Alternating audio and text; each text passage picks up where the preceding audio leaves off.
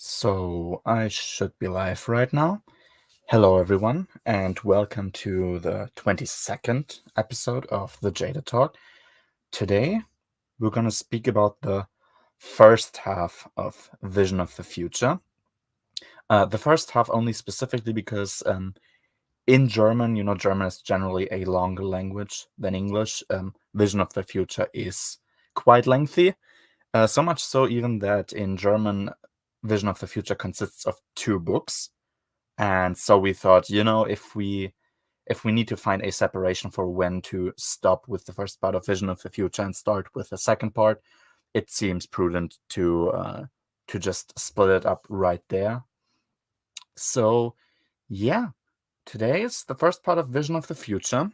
Um, Jesus, I think this is one of the most anticipated books to speak about for me because I knew for a long time that a lot of the stuff that was going on in the Bantam era, specifically the stuff I didn't particularly enjoy, would be fundamentally in some way talked about in Vision of the Future. And since we know Zahn's reputation, it wouldn't be particularly nice, let's say, in my opinion, for good reason. And because a lot of the stuff that Zahn is gonna bring up in this book, I knew about some of that stuff already beforehand, and I agree with him. That's why this book was one that I really, really looked forward to, even more so, obviously, than the last book we spoke about, Spectre of the Past.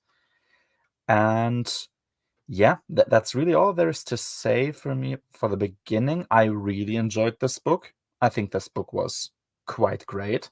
I feel like I'm probably gonna enjoy the second half even more because I usually like the conclusion of stories, the ending. So it's gonna be quite enjoyable. I've already started reading it, but I guess overall it's one book anyway, and so I'm gonna judge it. I'm gonna try and judge it together, but also separately because, as I said, in German, those are two different books.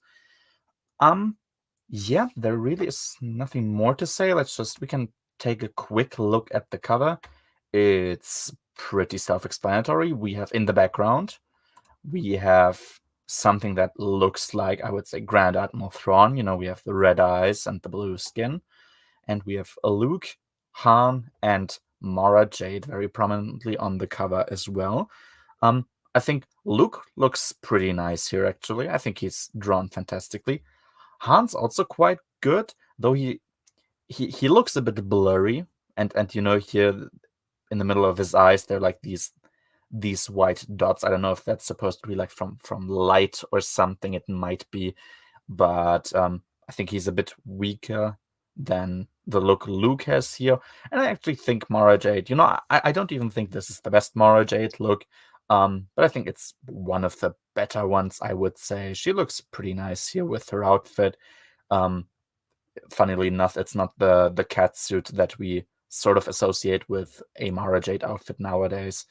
And yeah, the lightsaber here, this also doesn't particularly look like Anakin's lightsaber, but I mean, there you go. That's obviously, I would say at least that's probably his one, though it looks like it could be green. So maybe there's a scene in the book, I don't know yet, where she's carrying that lightsaber. And yeah, Vision of the Future, the title, I mean, yeah, there more or less is talks about the future. So that's sort of just implying that there is something bigger to come after this book. And of course, it has that duality with Spectre of the Past, having the past at the end, and now future going towards the future. So that's really all there is to say about that. So I would say this book is quite long. I have quite a few notes. I'm just gonna start and jump right in. So chapter 1. So as we know, we have a Thrawn which came back. Obviously, it's not the actual Thrawn, it's an actor called Flim who's impersonating Thrawn. What they want to do now, so the Imperials around Flim, called Tears and Admiral Disra, I think he's Admiral Disra, so one of the Moffs, he will use fake Thrawn to start recruiting new Republic planets who are disappointed with the lack of good leadership in the New Republic, which makes sense. I mean, it's not even only something that has been established in this book that the New Republic takes itself out of the equation more often than not when it comes to local conflicts. It just really wants to let the sectors and the systems decide their fate for themselves mostly. But even in past Bantam books, we've had the New Republic be, I mean, I would say quite honestly, be a villainous organization almost.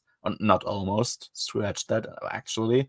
And yeah, it's not been a very stable government in really any Star Wars story I know of. Like most of the times it's either not really present, so you wouldn't know if it's stable or not, or it's quite close to the brink of collapse. Yeah, so the New Republic has not really been a satisfying faction, and not from a storytelling perspective, and also not in universe as as ruler of the galaxy effectively. So I perfectly understand why some planets who are disappointed with that sort of crave the era of stability that the Empire brought to them back. And it's also a good way. We have that with Pelion here as well. We've had that with somebody like Rogris in Starfighters of Adumar, where we really have this pronunciation of there's Imperials that aren't horrible monsters that want to kill anyone. There's also quite a few Imperials that are just normal, hardworking people who actually believe that the faction has something good to it. And of course, if that is the case, then there would also be planets who would naturally, out of their own volition, want to rejoin the Empire. So that's perfectly reasonable. I have no problems with that.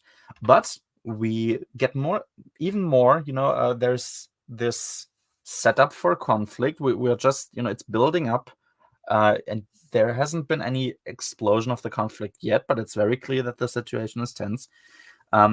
That Dizra himself isn't very impressed with behaving like that, because he's afraid that at some point, if the Empire continues antagonizing the New Republic like that, even though, of course, the planets are free to choose where they want to go, that at some point the New Republic will retaliate and the Empire wouldn't be able to recover from that. Of course, Tears is always like, hey, the New Republic is falling apart internally. There's nothing that they can do about this. But Dizra is like, even if they have no legal grounds to retaliate, still, at some point they won't just sit back and let this happen. So you have to fear that they're gonna do something. And that's a perfectly believable conflict, and both sides of the argument are also very sensible in their own kind.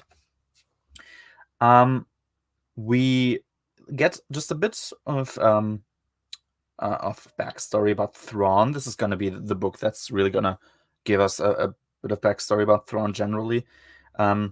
We have the mentions of two captains. They're called Park, and also somebody called Niris, and also an Imperial Star Destroyer, which is called Admonitor. They're all linked to Thrawn, and at some point they left the Empire officially with Thrawn and have never come back into official service to the Empire. And that was somewhere before Thrawn's actual return in the Thrawn trilogy. So whatever the Hand of Thrawn is, we just know that this is a thing that exists, and we don't quite know what. They might still be out there somewhere protecting the Hand of Thrawn. And it's like, okay, that's interesting. I want to know more about that. And we're going to learn what the Hand of Thrawn is actually supposed to be. Exactly. And still, there hasn't been an attack yet. And in the first part of the book, there also won't be an attack on Bothawi. But still, the conflict there is rising. The situation is growing much more tense. By now, the planet itself is guarded by a fleet of 56 ships, which is, quite sizable if we think about, let's say, something like the Corellian trilogy, where the New Republic really struggled to get get a big fleet together to attack Corellia and save Han and Leia. 56 ships is quite sizable for one planet. There's Imperials that they are waiting for a comet to come, and also they're waiting for more instructions. So there's Imperials there, they are just waiting for something. It's just building suspense for now. There's gonna be something happening, and we don't quite know what yet. Chapter 2. So Luke lands on the planet Nirawan. This is the planet where Mara Jade crash landed, and gets ambushed by the mysterious starships that appeared throughout Spectre of the Past. If you remember, this weird kind of starship that I think was first mentioned when Luke attacked the pirate base. This thing that kind of looks like a TIE fighter, but still pretty differently. That's what attacks Luke here, and he's forced to land.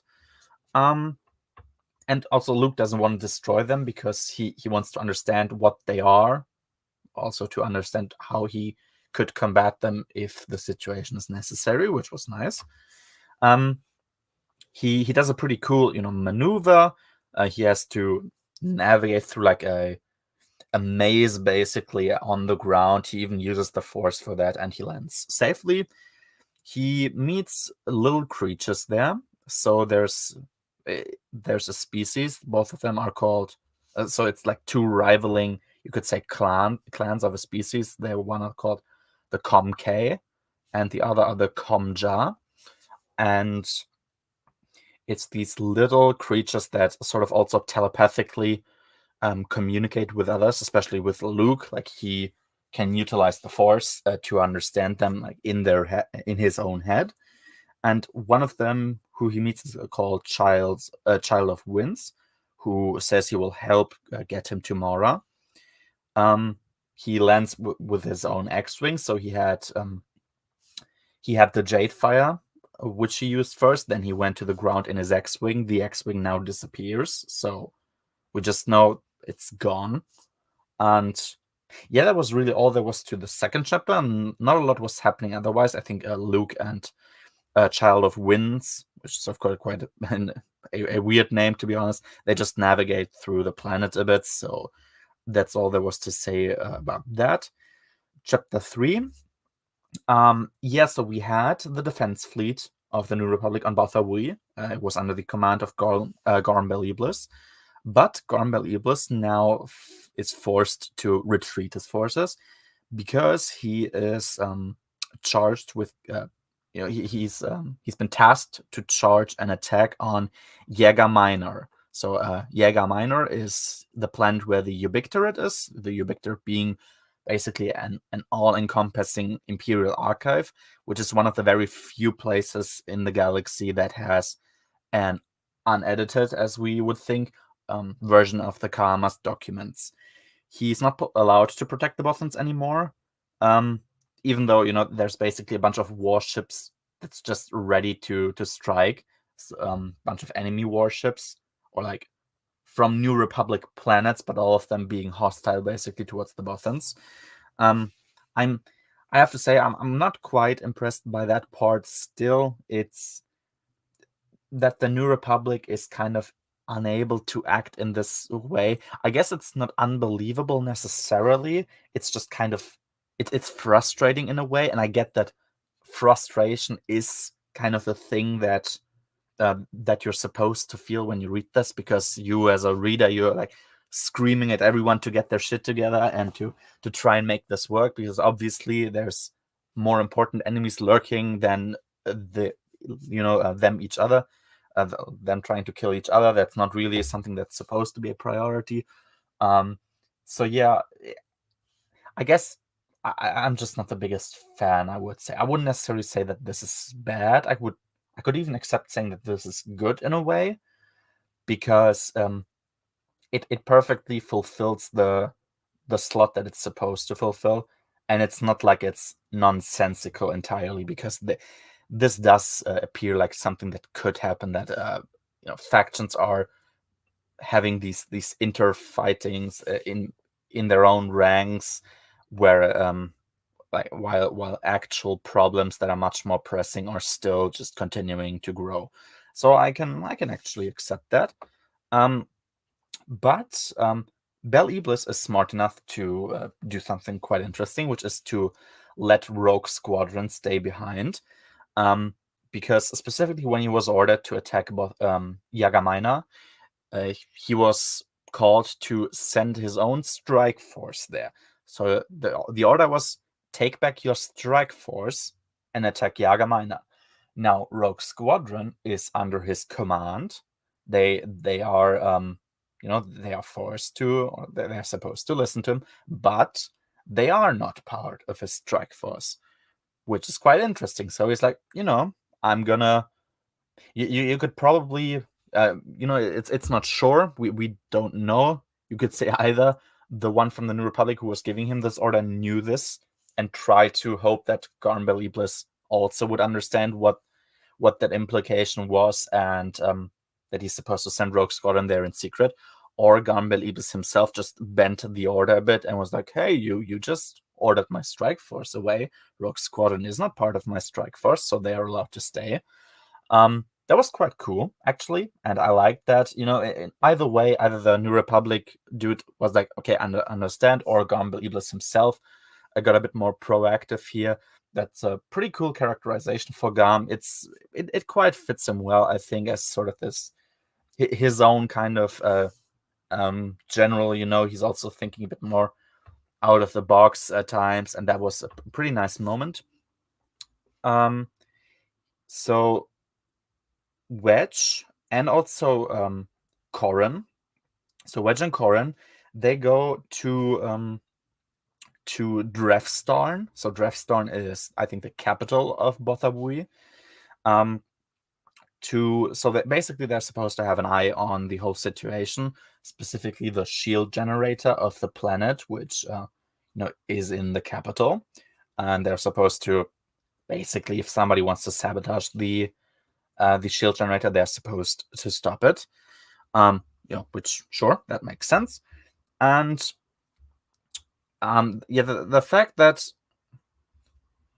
the main characters are really, confused and incredulous about how everything is kind of turning out now, which is perfectly reasonable. It also gives this impression that Zahn knows that this is stupid. Like, if this were to happen in our world, which wouldn't be so, unbelievable, usual people would think all of this is fucking dumb. We have much more important issues to talk about. But yeah, this is the kind of thing sort of that happens at times, and that the normal people, as let's say Wedge and Corran, think about it and think that it's quite stupid. That makes it more believable to me and a bit more real to me.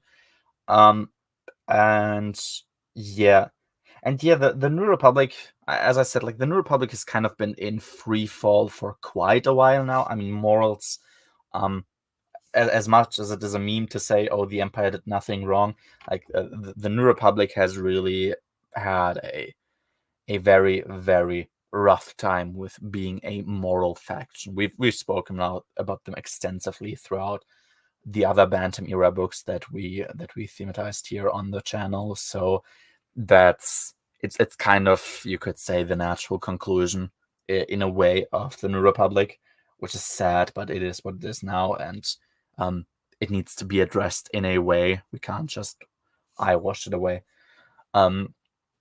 Chapter 4, we're back with the group of Talon. So Talon is going with Shada, the Mistral assassin, and 3PO, and they go to a planet called Pembrick 2 to meet with somebody called Kreth Bombassa.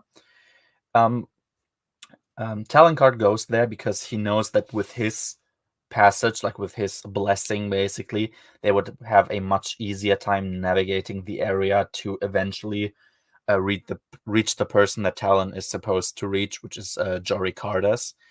And I think the chemistry between Talon and Shada is pretty nice. It isn't unfair to say that that Shada almost acts as like a Mara Jade stand-in.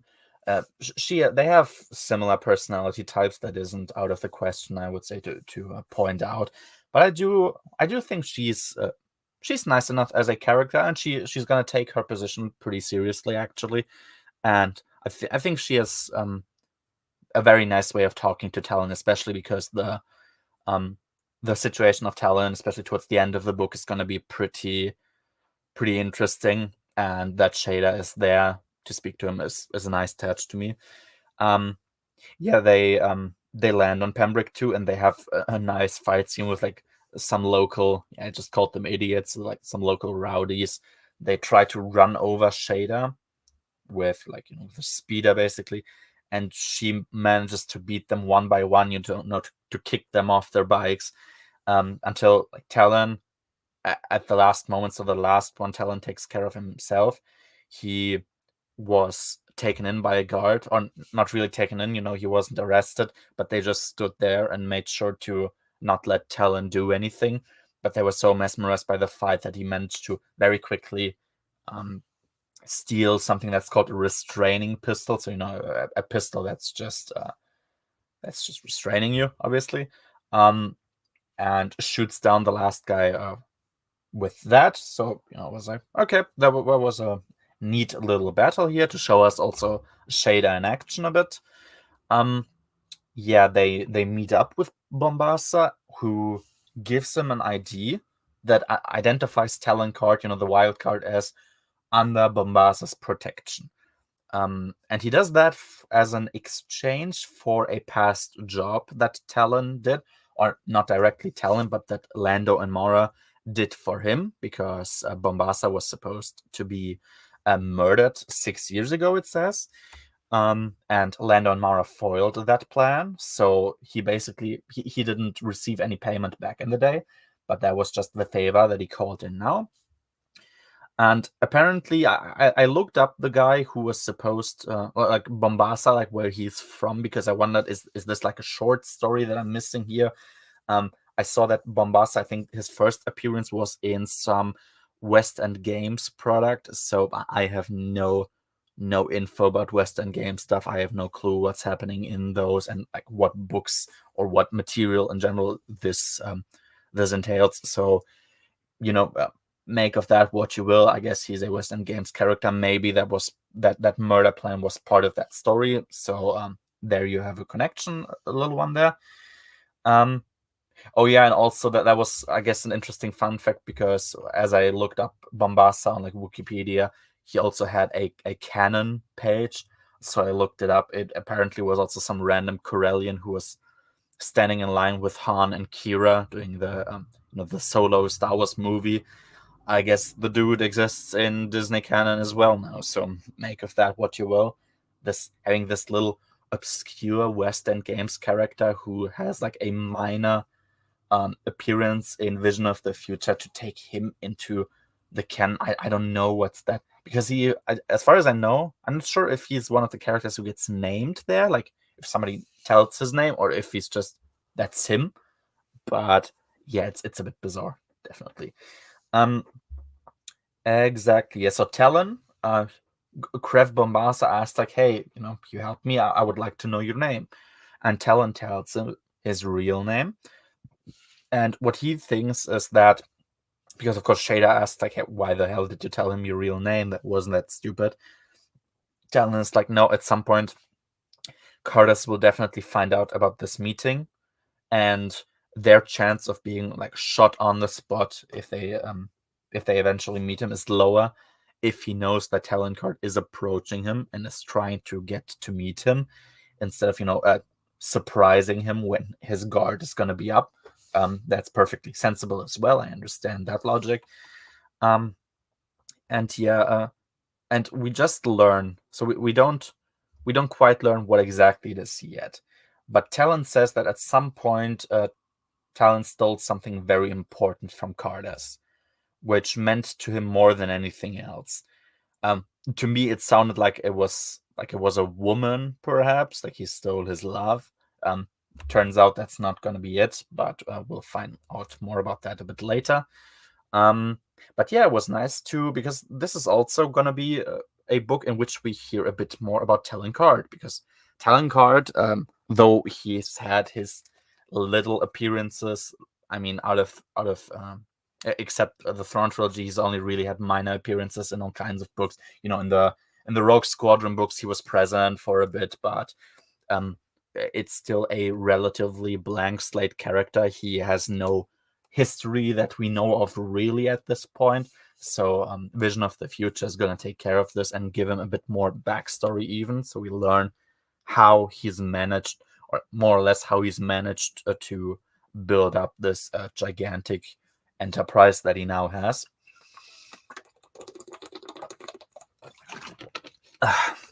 Stay hydrated. Chapter 5. We're back with Leia and Han. So Leia and Han was supposed to go to Pack Rig Minor, basically to go on vacation. And they genuinely seem to have a pretty great time, which to me, sort of a meme, but sort of actually not, is pretty surprising. But they'll soon be, we just know that it's going to happen. They'll soon be subject to an assassination attempt. That, of course, isn't nice, but that's what's going to happen. So we just learn that something is planned, but not exactly what's happening yet. And yeah. And Pelion, now we're back with Pelion, he learns that the attack on him was orchestrated from Bastion because, he has his intelligence guys check the holonet relays, and they managed to track the signal back to Bastion, so they knew whoever did this was on Bastion. And of course, from that, he also now learns for the first time that Thrawn is back. He is very passionate when he denies the possibility of Thrawn returning, because of course Pelion was present as the actual Thrawn returned. And then afterwards, he has this weird, calm, aura about him. He's very cathartic in that moment, or like he's very silent in that moment afterwards, where he's sort of accepting that maybe there's some possibility, which was a pretty nice reaction. And yeah, we had that talk briefly last week, where Pico managed to say something pretty nice, where he said like, "Hey, yeah, maybe," because he asked me like, "What do you think about us learning immediately that the Thrawn everyone's talking about is a fake?" And I didn't have any specific opinion about it, but when Pico then mentioned, it's actually it's probably the better choice to make Thrawn immediately known to be a fake from the start, because it opens up the possibility to much more storytelling immediately. So if Thrawn was like, if we never got from the book that Thrawn was a fake until the very end, we would essentially have a situation that's comparable to the Thrawn trilogy. We have this character, we know, quote unquote, that he exists, and we don't really know much more. But this way, we don't need to have an exposition dump right at the end, how this was all a fake and this was orchestrated by them and this was their grand plan. No, we are there from minute one when it happens, and we get to see everything go down in the Empire itself. It's actually the superior choice now that I think about it, and after Pico has pointed this out to me. So it's actually, because it's given us opportunities like this scene with Pelion, where he's quite adamant about saying, "No, Thrawn died. I was fucking there as he breathed his last breath." So that's pretty cool, and I like that. And we're back with the agitators, so the guys surrounding Navette, who's like the main agitator, more or less. They are going to try and destroy the shield generator on Botha Bui, of course, so that the ships in orbit can attack. And yeah, Navette, one of them, he seems to feel personal satisfaction to make them, meaning the Bothans, pay for all the losses they have inflicted on the Empire. Which I guess, if you're an Imperial patriot, more or less, I guess this makes sense in a way. Because, the Bothans were quite central to a lot of the New Republic successes, especially, of course, the plans for the second Death Star, which is something Bothans always are going to point out. So, yeah, I guess that makes sense, It's the thing you'd expect from a guy like him.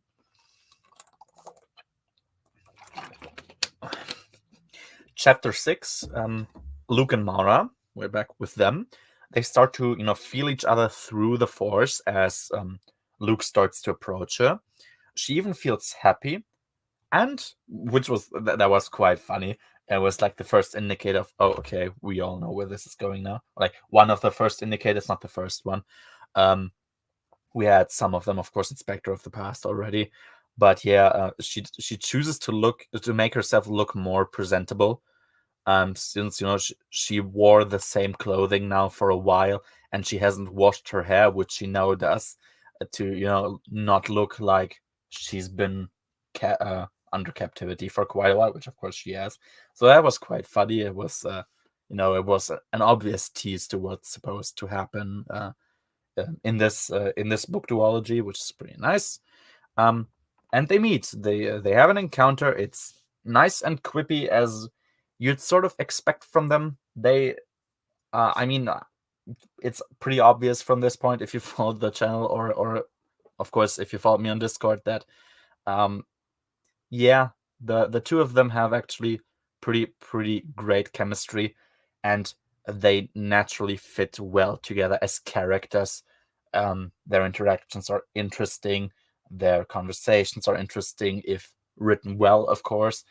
And Zahn, think about Zahn what you will, Luke and Mara interactions are the peak of, I would say, this book duology.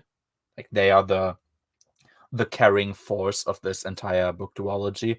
The other stuff is great. Don't get me wrong, but Luke and Mara, that's really the main reason why I was really looking forward to this part. I mean, mostly at least. And yeah, it's exactly as great as you'd expect it to be. They finally interact in a way that I wanted them to interact in. I mean, since the Last Command, basically, you had a little tease there in Darksaber for like one chapter.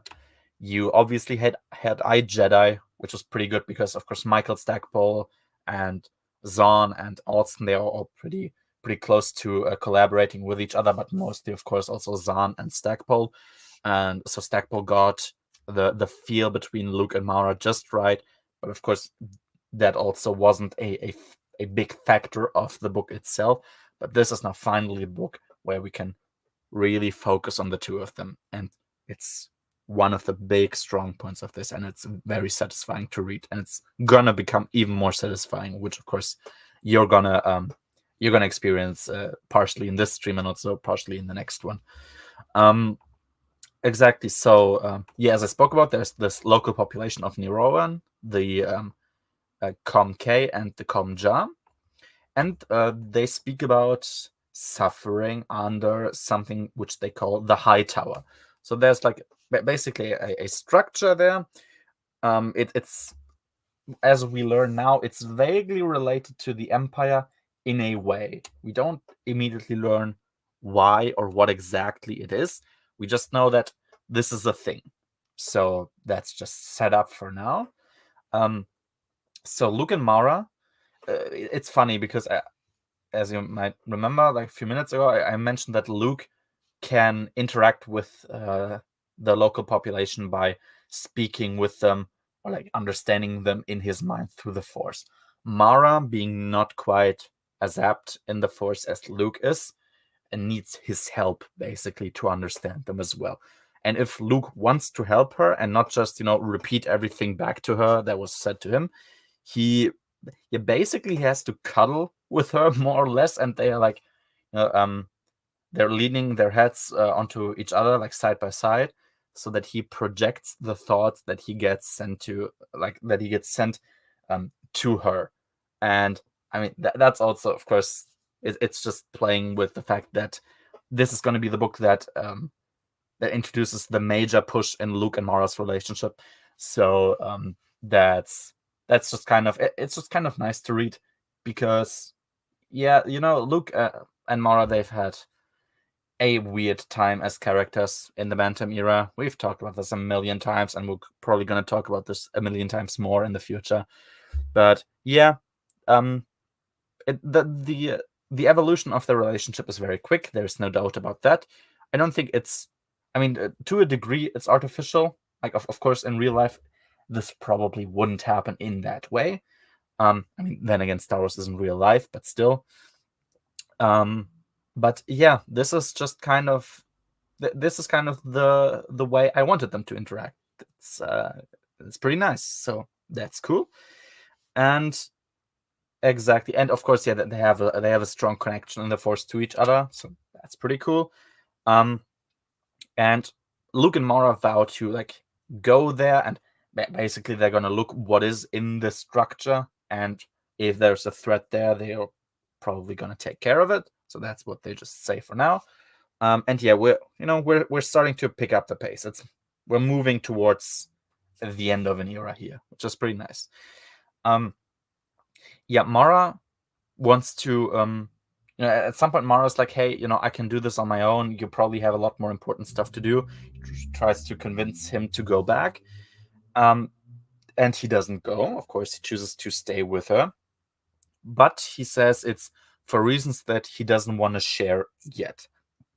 And yeah, at that point, I was like, finally. This is exactly what I always want. Or, part of this is, of course, just me not wanting to read the other interpretations of their camaraderie. But yeah, we finally reached the point where it's getting good. So that's just great for me. Chapter 7. So now Han and Leia, actually, they do get attacked in front of Pakrik Minor. The Falcon, sadly, it's still not an ideal ship, but it's not as useless as in previous books. Just in the last book saga, which is the Corellian trilogy, the thing just broke down randomly for more or less no reason. And yeah, Han, not only did Han almost die, but he also almost took Leia and his 3 children and his best friend Chewie with him. So that's not good. That wasn't really good. But now we're at the point where the Falcon. It's, as I said, it's not an ideal ship. The book makes sure to pronounce that. Of course, it's an important ship. It's a sentimental ship to Han, but it's not useless as it was in other books previously. So that's good. It's pretty good because you can't have your most important characters fly around in a piece of junk if there's really like Han Solo as a smuggler who's just doing his thing.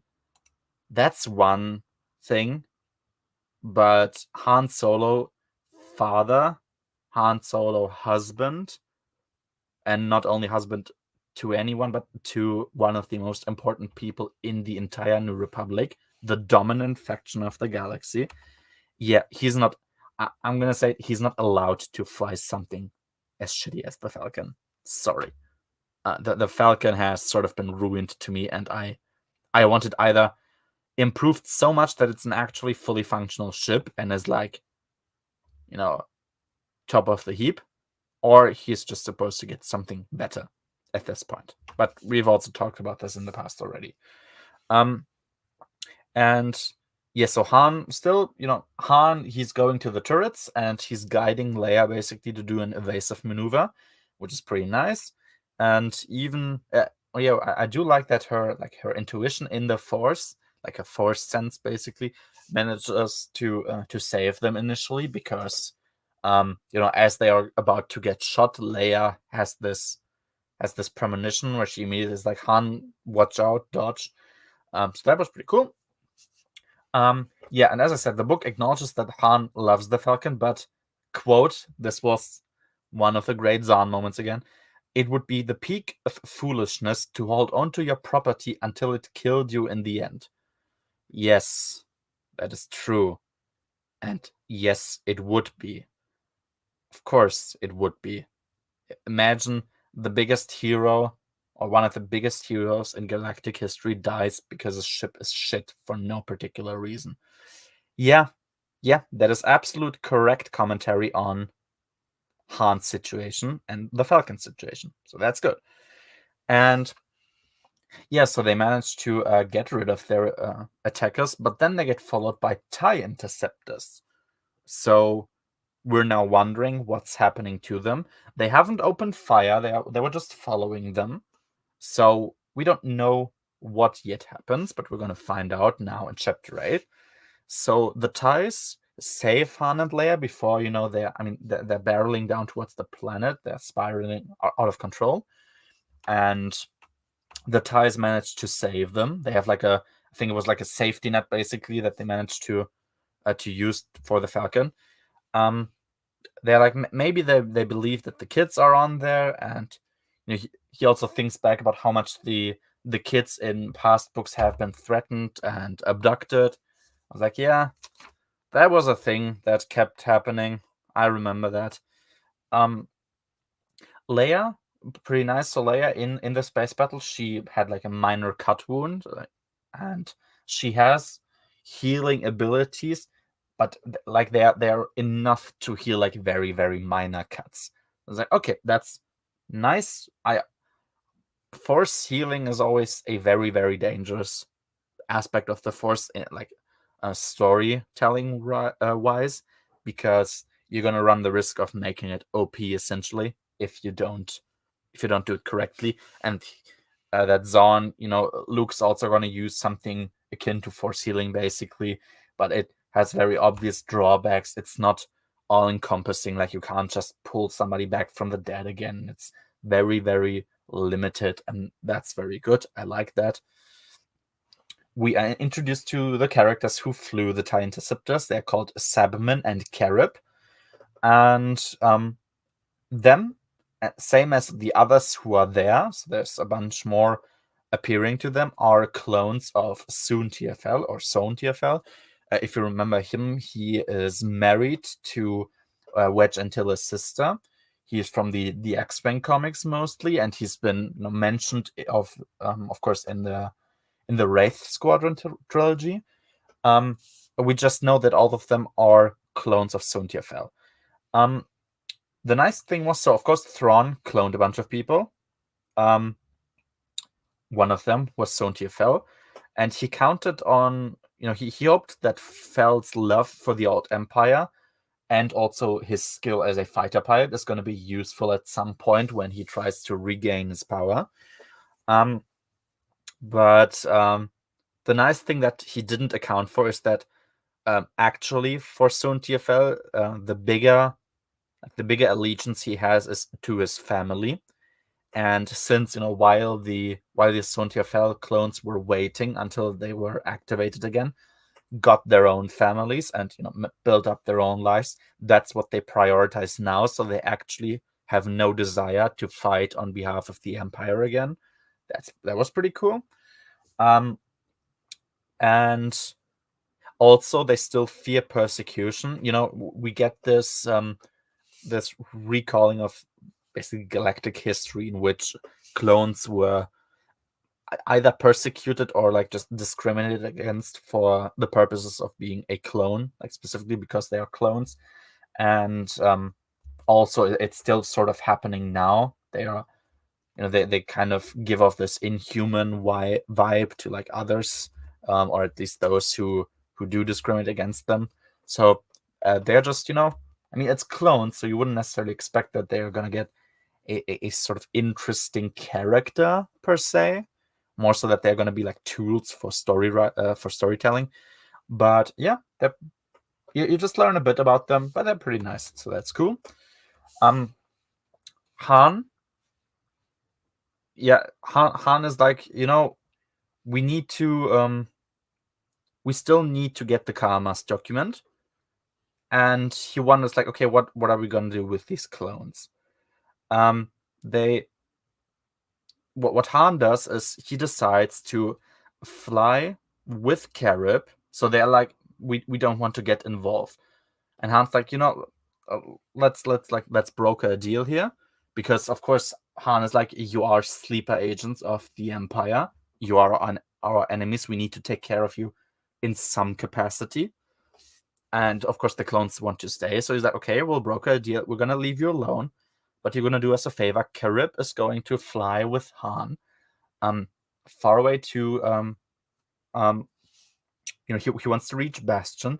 So they're gonna fly to basically a contact that the sleeper agents can use in more or less only in very, very special circumstances to send out a information that's like, hey, we encountered this and that here. They are gonna send that back to Bastion, so their contact is gonna send that back to Bastion, and so Han's plan is to track that information and basically follow it back until they manage to find Bastion, because Bastion, as we know, it's just the name for the Imperial capital generally, but you don't know what the planet actually is named. So Bastion, of course, is just the name that the Empire gave it, same way with Coruscant and Imperial Center, as was the name. That's the same now with Bastion. Exactly, and that's what his plan. So it's like, okay, you're gonna go there, you're gonna do a fake report that you like encountered something that's very, very pressing.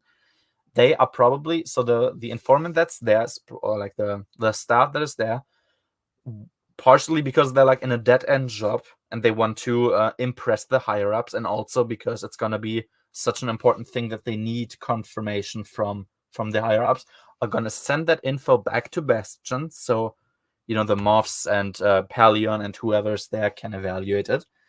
And by tracking that document being sent to Bastion, they will manage to follow it and like to locate where the planet Bastion is. So that was pretty cool, actually. Because Han also, he doesn't believe that Talon will be able to get the Karmas document, or at least he's not very hopeful about that happening. So I guess it makes sense to try and make sure that they get a copy. Because Talon tries to get one from the Ubictorate, and Han instead is trying to go to Bastion, so the Imperial main world, to get the Karmas document. Leia, instead of going along with him, will stay behind to talk to Garm Beliblis, because he sent a secret message to her, apparently. And he's like, out of the two of them, so out of Han and Leia, it's more likely that he wouldn't be recognized instead of Leia, who is like an official politician. I'm like, I mean, Han Solo would be probably immediately recognized anyway.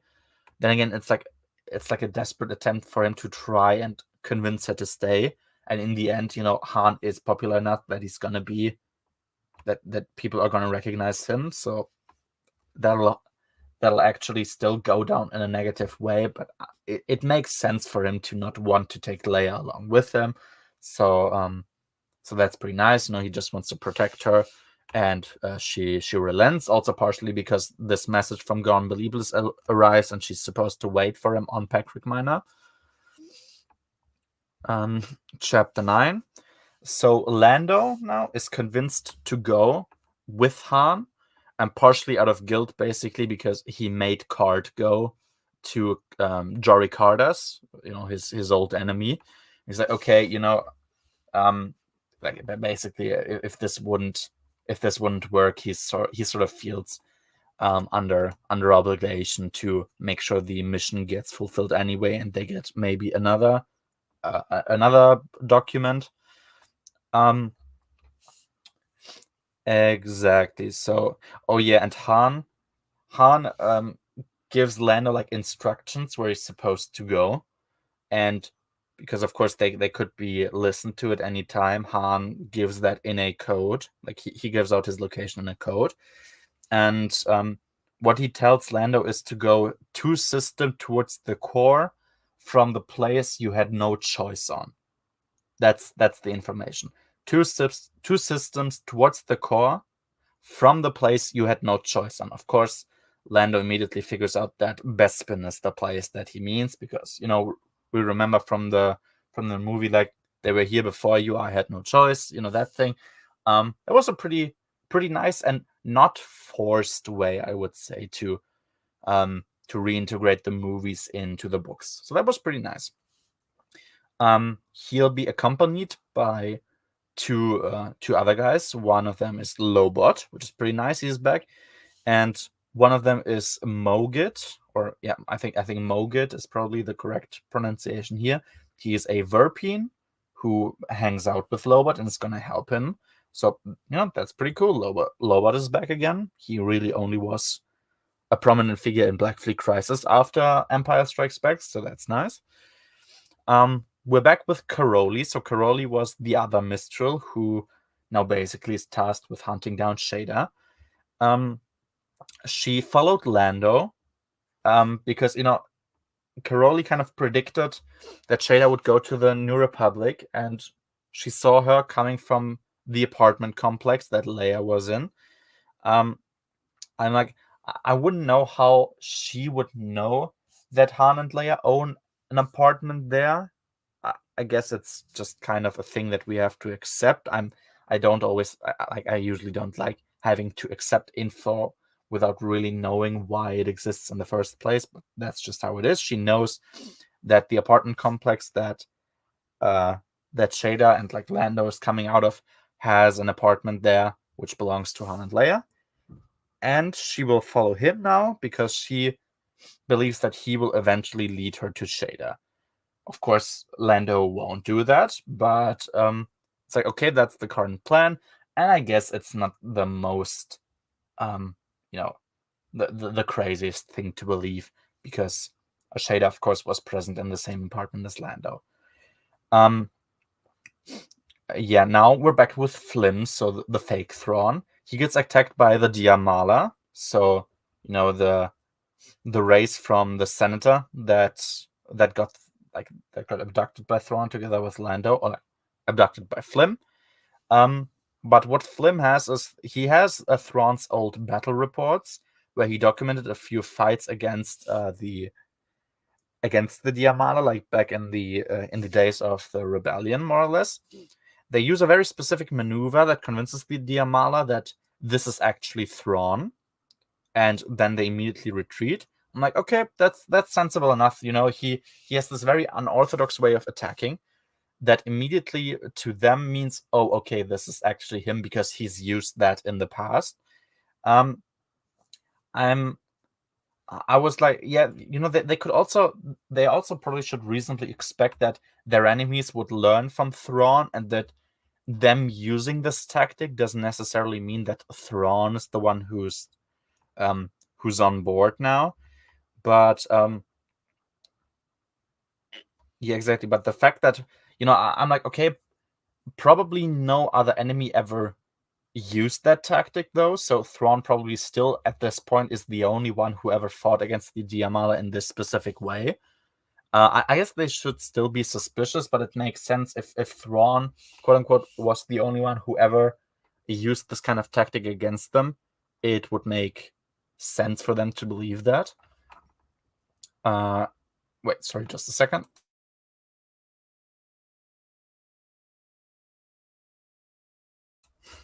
So back again. Exactly. And now, Dizra, he's tired because he gets constantly disrespected by both Flim and Tears, more or less. And what he does now is he mentions the Hand of Thrawn to Flim. Because he's like, the two of them, Flim and Tears, they, for my taste, they have a bit of like too good of a relationship to each other.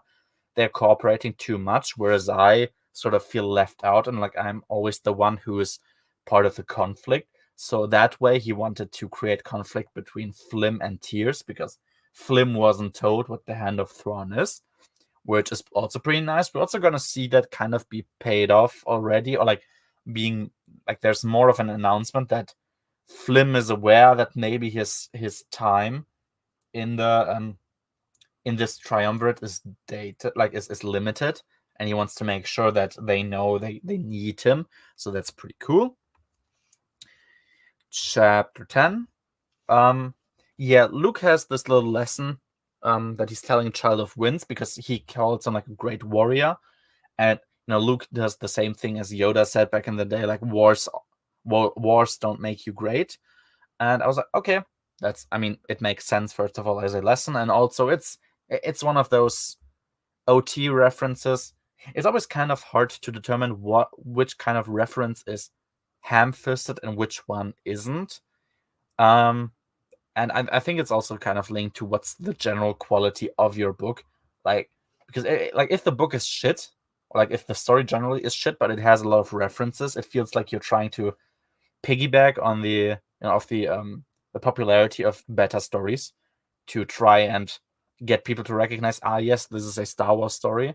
But if it's good anyway, then I feel like incorporating the older work in this kind of way is a nice touch, because yet it doesn't seem as though you rely on that telling the story for you. You know what I mean? It's no, the person who's writing can actually tell the story itself, and also is able to, have this little wings towards the movies. So that was perfectly fine with me.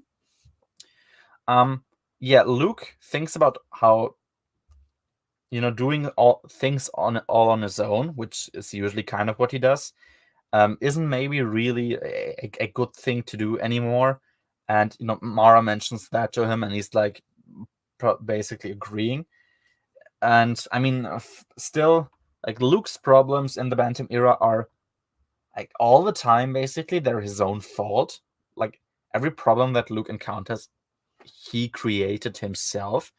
So that at times that kind of makes it difficult for me to, you know, to have a lot of sympathies for Luke, at least for those versions of Luke, because yeah, I mean, he created a problem for himself. That's kind of, I mean, obviously that's his fault then. So yeah. Oh, and now, so Luke asks why Mara herself, never came back to the Praxian. As we all know, in the Jedi Academy trilogy, she was there for like 2 chapters and then she left. And when I read this, like Luke asking her, "Why did you leave?" I was like, "Oh, okay, here we go. This is where the good stuff's coming now." So she said she had better stuff to do, and she points out, like, to Luke, she points out his jealousy, like, because she traveled with Lando. According to Luke, Luke says like, "Oh no, he was disappointed," and I mean, probably he was, but I was like, nah. I mean, there's jealousy there. That's definitely part of it. Exactly. I'm like, yeah, these characters, man, they didn't deserve their Bantam writers.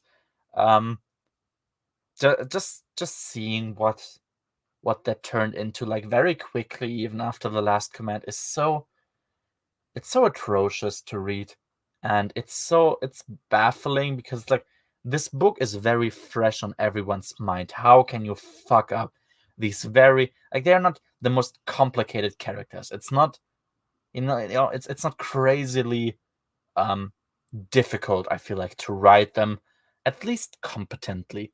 How could you fuck them up in such a major way so quickly after the original work, where Mara Jade was created and came out? It's baffling to me, and to this day, and you know till the end of my days, I will never understand how difficult it can be to not write these two individually and together like morons, basically.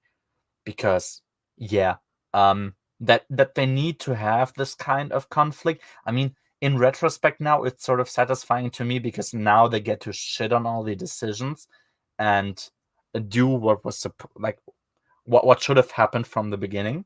But still, of course, it would be preferable if this kind of thing just never was necessary in the first place. It was, sadly, which is not good, but yeah, there you go.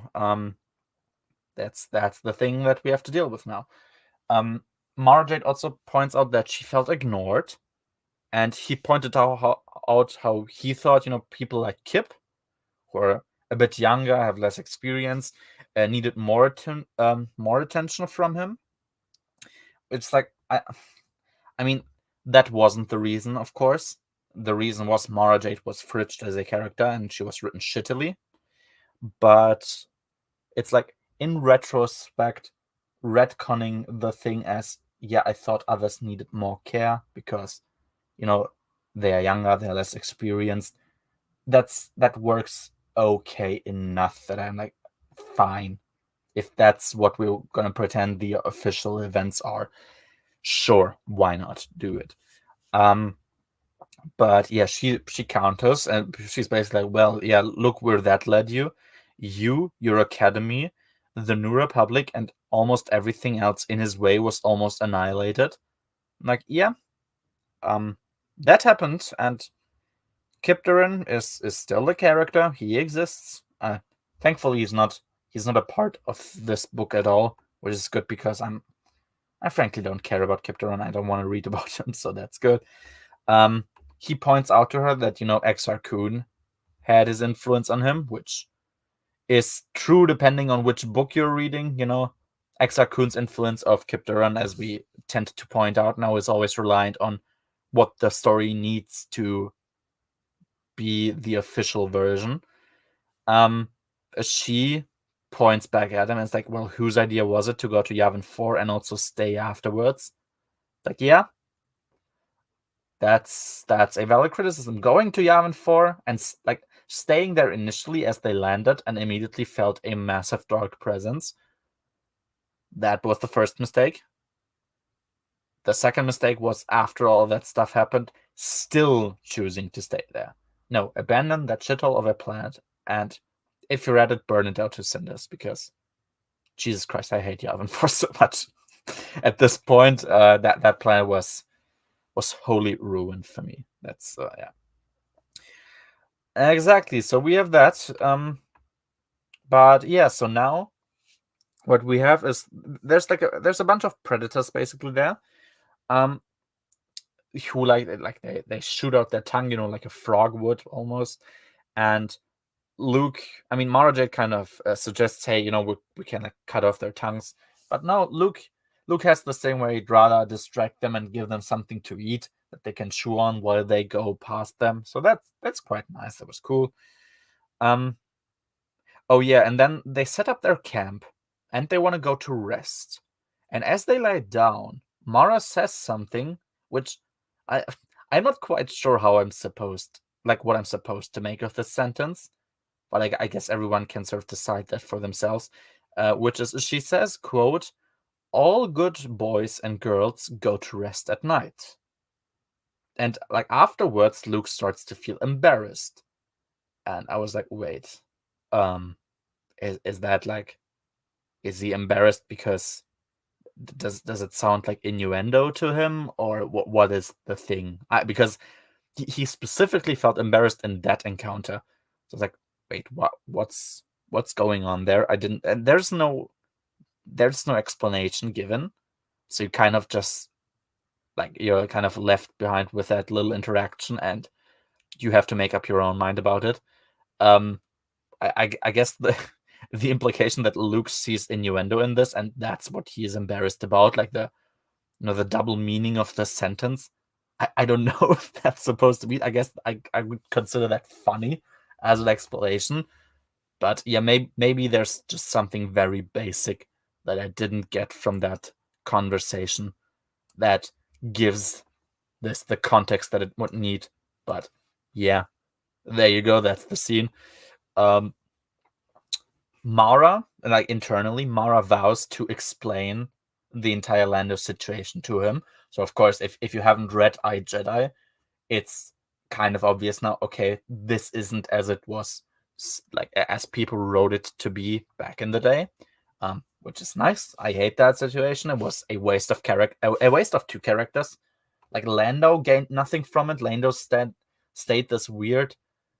Instead of being this very cool character that I remember from specifically Return of the Jedi, he kind of just became a perverted douche. And look, being wanting to flirt with women and being kind of a dick sometimes, that's part of Lando. That's fine. I don't mind that. But him just being nothing more than that, and being a big source of frustration for me, because of course I felt like both his time, Luke's time, and Mara's time as characters were totally wasted.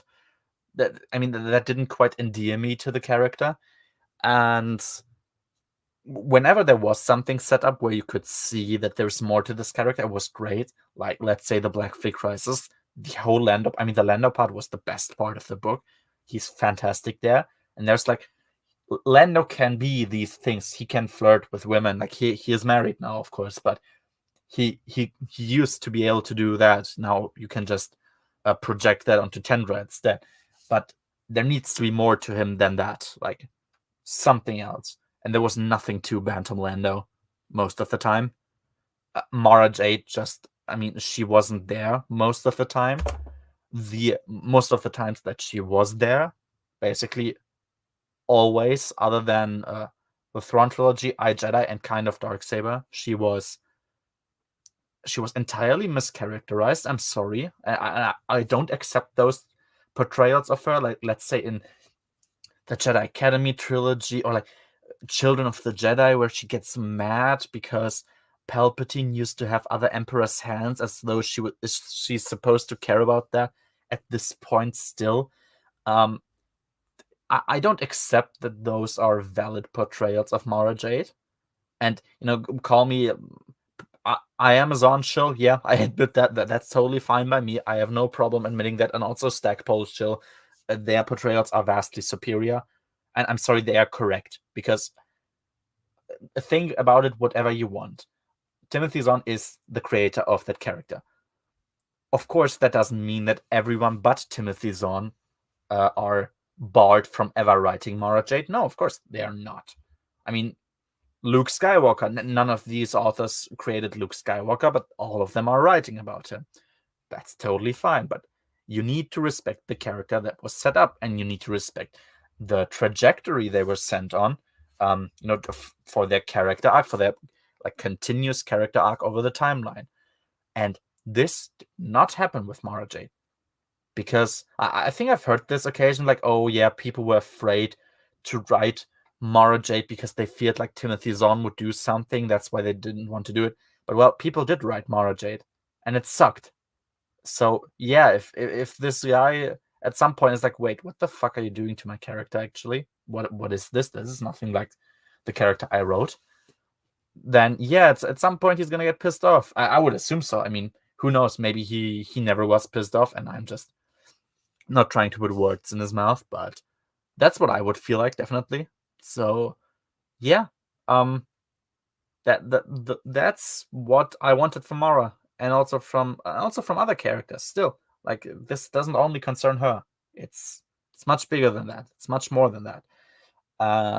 Yeah, and I am much more I'm much more selective when it comes to this stuff. I'm not gonna accept every, like, sure, characters can vary at times. Authors are different. That's all good, but there needs to be a core character that stays intact no matter which author writes the character.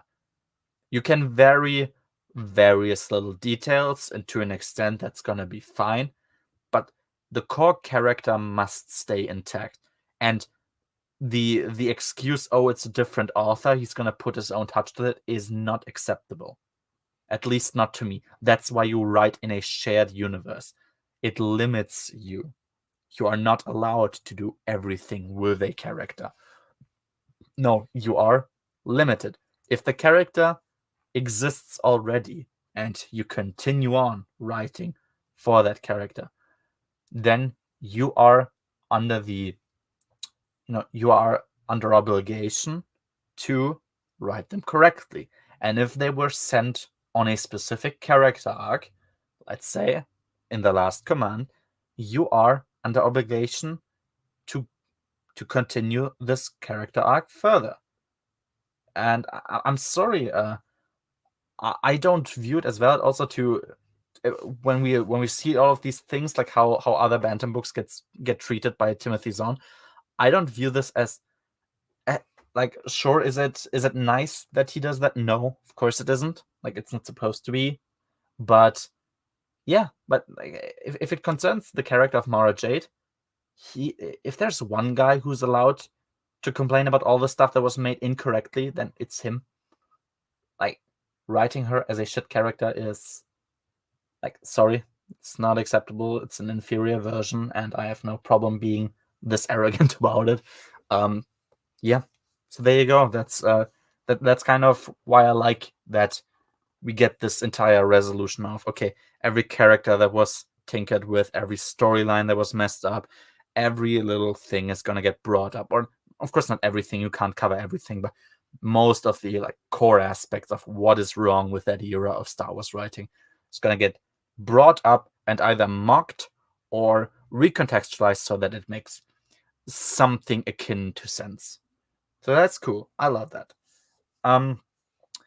Yeah, and yeah, that's it. So Timothy Zahn is more or less going scorched to earth now. We are, of course, moving the plot forward because Mara and Luke have some much needed conflict now.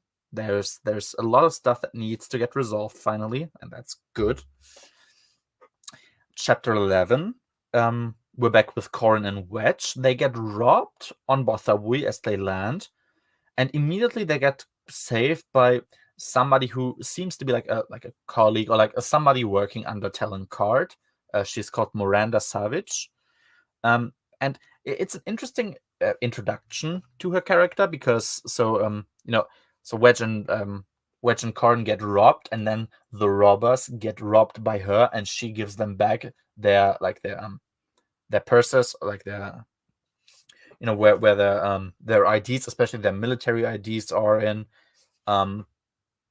So it's kind of an interesting thing. But it's like, okay, that was weird that they get so easily pickpocketed, I guess. I mean, it was like a group of Bothans that did that, and I mean, yeah, it was just kind of strange, I guess. It's not a character introduction I was used to, so maybe it's kind of a different thing that threw me off a bit there. But yeah, she has a letter that like proves that she's with Card. Wedge and Corin remain suspicious of her though, and they're like, "Who is this?" She can just say that she's with Card and isn't, which totally makes sense to me. And here we learn more about the agitators. They are starting to infiltrate stuff that is like very close to the shield generator, which of course is sensible for them to do if they want to destroy it or shut it off. But to me, they had a very easy time guessing that Wedge and Corin are from the New Republic, and they hired like these thieves, these Bothan thieves, to check their IDs basically and report back to them. And Miranda keeps pointing out like, oh, you obviously look like you're from the New Republic. Like not their faces, of course, their faces are known. That's not the issue, but like the way I guess they are dressed and the way that they present themselves in public. That's something I kind of don't like. I mean, with Wedge, I would understand almost at least if he was alone, but Corin is there. Corin is, from Corsac, so he's a police officer. He's supposed to know this kind of stuff. I mean, going out in civil clothing, like at least in non-military clothing, I guess, and not trying to look like you're a cop or an official is something that he should be educated on. And of course, he would guide Wedge the same way then. So that was kind of bizarre to me. And I guess it portrays the effectiveness of the others, especially. And of course, the other characters are supposed to be effective, and it's good that they are. But this was kind of, I don't know, because there's no real indication given on why exactly they are supposed to be so suspicious. It's not like, something about their outfit is off. It's just like, no, you kind of look like your New Republic people. Like, okay, that's a bit too random to me. And yeah, and so for now we just know, because of course the agitators failed to definitively prove whether, or like to definitively find out whether Wedge and Corin are from the New Republic or not. They will remain wary for now, but they're gonna be distant. So it's like, okay, we'll keep an eye on them, but we won't try and approach them again, because of course they also don't want to run the risk of being found out, which is also totally logical from their perspective. Chapter 12. So yeah, the message that was sent from Garnbelly Bliss supposedly to Leia wasn't actually from him, but from Gent. Gent, the who's now in the decoding office basically of the New Republic. He is accompanied by Elegos. If you remember, in iJedi we were introduced to Elegos. He's a Karmasi that Corin found during his time under Tavira's pirates, and it's pretty cool that he gets to appear again. He gives what he does is he gives her the full message of Colonel Verme, which, if you remember, right in the beginning of Spectre of the Past, or like relatively in the beginning, is what he was supposed to send to Garm Maliblis at Morishim until he was abducted by Dizra. Of course, offering peace. And Leia realizes that she's more or less the only one who has the authority to negotiate, other than Garm Maliblis, who was personally invited. Of course, someone like President Gavrissom would be authorized to do that as well, but he's focused on other stuff now. So Leia's like, okay, I have this thing now. Something needs to happen at this moment. I'm kind of the only one who can do that. So what she decides to do is to go to Pezzatine instead, like on her own.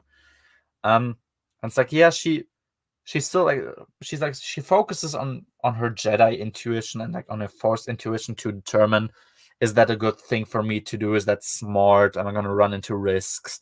And as I said, I've pointed this out a few times already, how much more pronounced the Jedi skills of Leia are in this book is a part that really, really makes me love her as a character in this, because Leia has kind of been a weird character throughout the books as well. I guess she's generally been the most misused one in points of like general trajectory, and her Jedi potential was basically wasted throughout all of the Bantam era, more or less. If you cross out the Thrawn trilogy, Dark Empire, and now this, there's not a whole lot left that really, really deals with Jedi Leia. It's only ever Chief of State Leia, like politician Leia. So this is much better. It's much better, and I love it. And yeah, I also love that the Nogri, who of course are still there with Leia, are so distrustful of the Imperials. It's like, yeah, it's totally in character for the Nogri to not want a Leia to walk into the Lion's Den, specifically if it's about the Empire. Of course, the Nogri are very, very anti-Empire, so that's cool. Chapter 13. There wasn't a lot to say here, really. There's a space battle between somebody called Rakas. So Rakas is a Rhodian pirate who's currently also occupying the Cathol Republic. So the Cathol Republic is a sector, more or less, the space where Card and Shada went to, where Jory Cardas is supposed to be. And Rakas is a rivaling a pirate that sort of like infested the system as well now and tries to fight for dominance there. So we have a space battle between those, and and then Card and Shada, they get a warning from a local general. He's called Yutka, and we also meet somebody. I'm not sure what his name in English would be, because in German it's like it's sort of a it's a wordplay, like with his name, that it's supposed to sound like a number, and of course German numbers kind of sound different. So in German he's called N2Ne, and I would have to look. Maybe I can find what the English name is supposed to be, because yeah, he's probably gonna gonna have some translation that that has been brought into English. So I'll just try to maybe search for Jory Cardas for a moment, and maybe I can find something that's connected to him there. Just wait a second. It should be possible. There it is. There it is. No. Yeah, I don't know. Okay, he's a guy that they meet there as well, who ultimately will take them to Cardas, or like be present at least. So he's like an assistant, more or less, that is like, I can bring you to Cardas if I want to. So I'm sure whoever's read that book knows which character I'm talking about. In German, he's called Enzone. So just so you know. And yeah, he offers them to only, he says, I can only get one more person with me, because it's like my ship only has space for two persons. So it's like, I offered telling Card to go to Cardas directly, and they decline because, of course, Shada doesn't want Card to go alone. She's more or less his bodyguard now, and that's not something she wants. Yeah, exactly. Oh, yeah, something that I wrote down that was weird to me, but that gets that gets reevaluated right in the next chapter, but I'm still gonna speak about it. So Shada points out like, hey, it's only us going to meet with this general here, but shouldn't there be more people? Like, shouldn't there be everybody following you? And um, yeah, exactly. And Talon is like, I want to keep my man out of the crossfire, and basically he thinks he can rely on her as well. Um, exactly. Yeah. I mean, it's good that she pointed out. Of course, you shouldn't go alone to Cardas, but in the first moment when I read this, because the payoff of this is immediately in the next chapter, it's like, hey, why the hell are only us, like, are only the two of us going to this guy? Shouldn't everyone go? And he talks it away for now, but then it's gonna get paid off a bit later. Chapter 14 now. So Card, he gets attacked by goons there, and he actually did have his men positioned in, like, I think it's supposed to be like a cantina, basically like a bar. They were in disguise, all of them. It was pretty great. Shada was kind of insulted that he assumed she wouldn't be able to handle the fight and had his men with him, even though it's kind of contrary to what she said in the last chapter. It's like, I don't know if this is kind of weird, or maybe she was just kind of bluffing in the last chapter where she said, "Oh, I'm of course I could handle it," like, but yeah, that's just kind of it. No, yeah, I think Talon was like, "Would you be insulted if I took men with me, because it would kind of insinuate I think you wouldn't be able to handle it?" And she was like, "No, I wouldn't feel insulted," but now she is. Um, so that's just that. It was a bit weird, but maybe it's just that she was lying in the last chapter, and she obviously did mind. So there you go. We learn more about Cardas. So at one point there was like battles going on, and at one point Cardas was taken hostage by a dark Jedi. And then at some point, like, he returned, and he was changed in a way. So he was a smuggler boss. He started to become much more expansionist than they used to be. So it was like he had a smuggling operation going on, and he just had a limited area that he operated in, and it was very successful. But after he came back from being abducted by a dark Jedi, he started to become expansionist. He swallowed up all kinds of other organizations. He generally became just crazier as a character. And yeah, at some point he just decided to disappear, and he never came back. And there was a bit of infighting going on about who's going to inherit his business. And a bunch of lieutenants were basically agreeing to splitting up the faction. Everybody takes control over one part of it. Until Talon came in, he took care of of the other contestants. He didn't kill them, but he took care of them, and he assumed control of the entire business operation. And that's sort of how he became this big smuggling lord that exists nowadays, which is cool. I mean, as I said, Talon Card is kind of a blank slate character still at this point. We didn't know much about him. We know his character, but we didn't really know his story, his backstory in any substantial way. So it's nice to get more about that. Yeah, exactly. Oh yeah, and then there is a mention. By chance, at some point, Luke found a remote control for one of Carter's ships on Dagobah, and the ship is like from the pre-Clone Wars era. It is acknowledged that it's a big coincidence that Luke found that, because, I mean, lucky that anyone ever found that, and that out of all people who found it was Luke.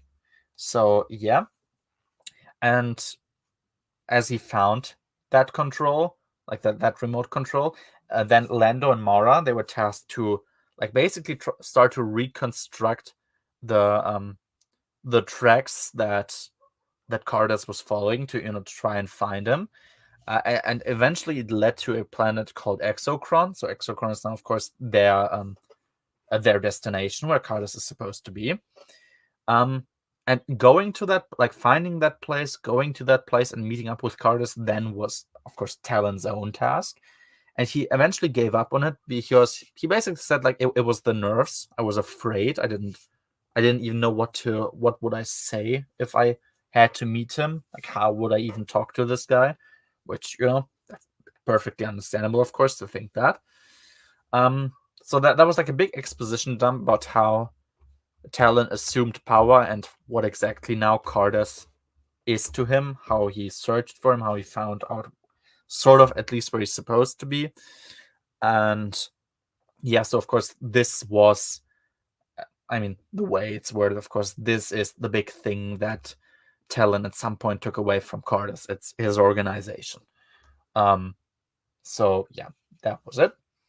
And yeah, exactly. Card now goes there, and like he's gonna go to Exocron, and he doesn't expect to be left alive, but he counts on Cardass because Cardass himself, he sees himself as like a cultured kind of smuggler, not like just some meathead, idiot, aggressive type. No, he sees himself also like as cultured, and he hopes that he'll at least let Shada go with a copy of the Kalmas document.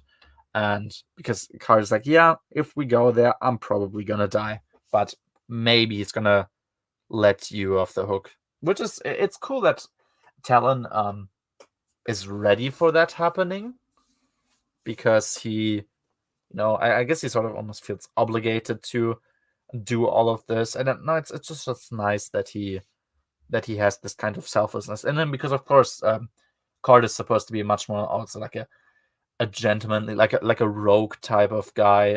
I think Leia, even in this duology itself, Leia said like Talon Card seems to be like the kind of person Han Solo would have turned out to be if he never encountered the Empire. Like, still he wouldn't be an asshole. Like, he wouldn't be a villain, but it would be this kind of smuggling that he would just continue to do. Chapter 15. This is going to be a good one. So, Chapter 15, Luke and Mara. They are in these tunnels where Mara was being held in, and they get attacked by a swarm of very dangerous beetles that like flesh-eating beetles. They are walking on the ground, and they are forced to rescue themselves. So there's like rocks there, so they have an elevated position to stand on, and they need to balance on this elevated position. So they kind of are forced to hold hands the entire time and wait for the swarm to walk out from under them until they've passed. And yeah, obviously I know what the target of this portrayal of the scene was, and was pretty neat. I really liked that scene.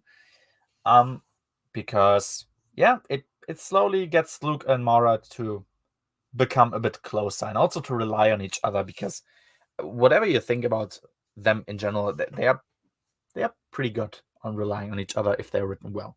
We had that in the Throne trilogy, and it worked out great, and made for like also my favorite part in that book. It's so interesting just to follow them. So yep, that was pretty neat. Oh yeah, and one of the Komja, he's like trying to tease the Child of Winds, and he gets swept up in the stream and gets killed. Luke feels responsible, as though it's his fault that he didn't save him quick enough.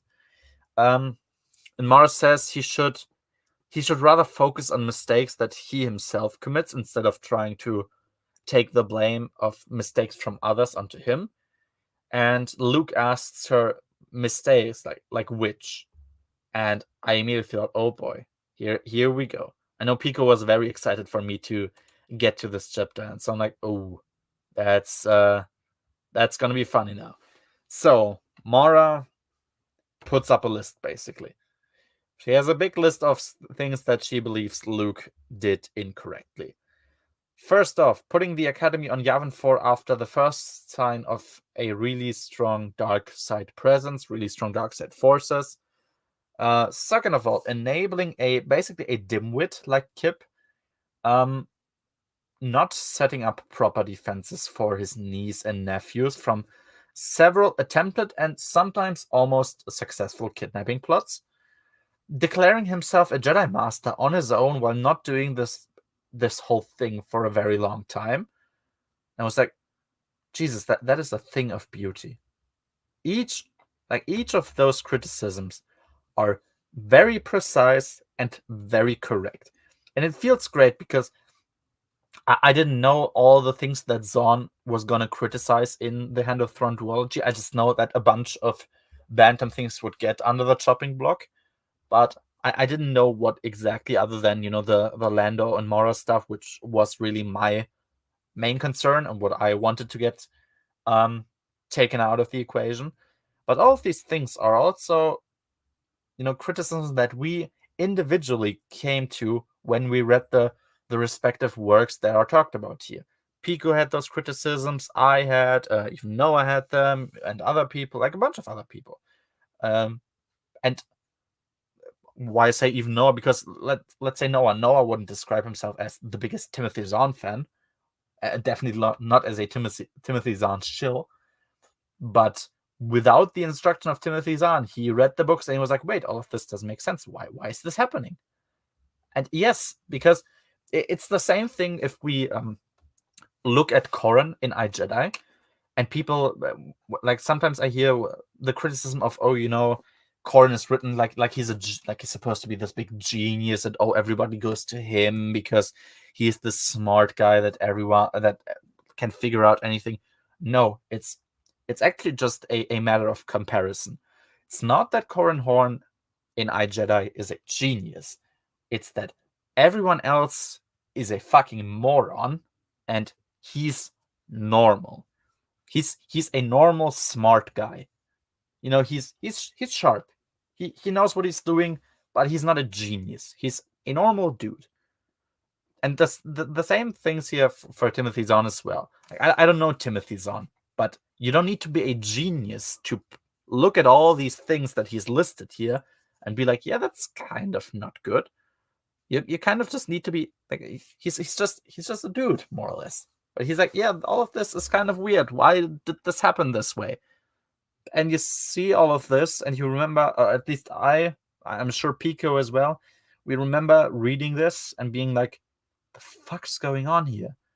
And now reading this part, like seeing an author being able to see the same things, be like, yeah, this kind of was true. Like all of this kind of stupid. It's like, oh, that's great, because yes, all of these aspects are inferior to others. I am perfectly willing to make a value judgment on these things. The situations that Zahn described here are all inferior to the very, very sensible and normal alternatives to this. And we unfortunately never gotten these. We just got the commentary after the fact with Hand of Thron. But yeah, that all of these things are set in stone now is kind of a shame, because yeah, that's just kind of how it is now. But yeah, there you go. That's her 2 cents here. And Mara points out all of this, like all these problems, started when, like, once Luke met up with, quote, whoever on Biss. Yet Mara doesn't believe that the whoever on Biss actually was Creamy Sheev himself, which I consider nice. Look, I'm sorry. I don't even. I was willing to accept that Dark Empire would be this thing, a bad concept. Like Resurrection is generally a bad concept to me, like storytelling wise. And I was willing to say maybe it's executed nicely. It's just a bad concept. No, I think it's the concept is much more poor than the execution, but still, Resurrection. I don't know. I don't feel like it should be a part of your storytelling in general. And if it is, you need to set up very, very, very, very strict and specific and detailed rules for it. And don't feel like this happened. And so taking this, I mean, the thing is, Mara Jade doesn't believe that. That, of course, doesn't change anything in universe about the truth of that statement. Of course, it kind of portrays the meta commentary of Timothy Zahn and what he believes should be the thing. He's famously not been the biggest fan of Dark Empire, and Veach vice versa for the Throne trilogy. And so, of course, it's Zahn influencing his actual opinion on how the Star Wars timeline should have gone, and letting characters reflect that, even though in universe the characters have no authority on the truth in that case. But yeah, I'm not a big fan either, and I don't like I hate the concept, and I don't think it was executed very well. Like I don't hate, but I'm really not a fan of the concept. So yeah, there you go. I like that commentary there, of course, because I'm not a fan of the thing that was referenced here, and I think the thing that was referenced here is bad. So there you go. Luke defends himself, of course. He tries to say, like, I never truly fell to the dark side, as Mara tries to point out that he did.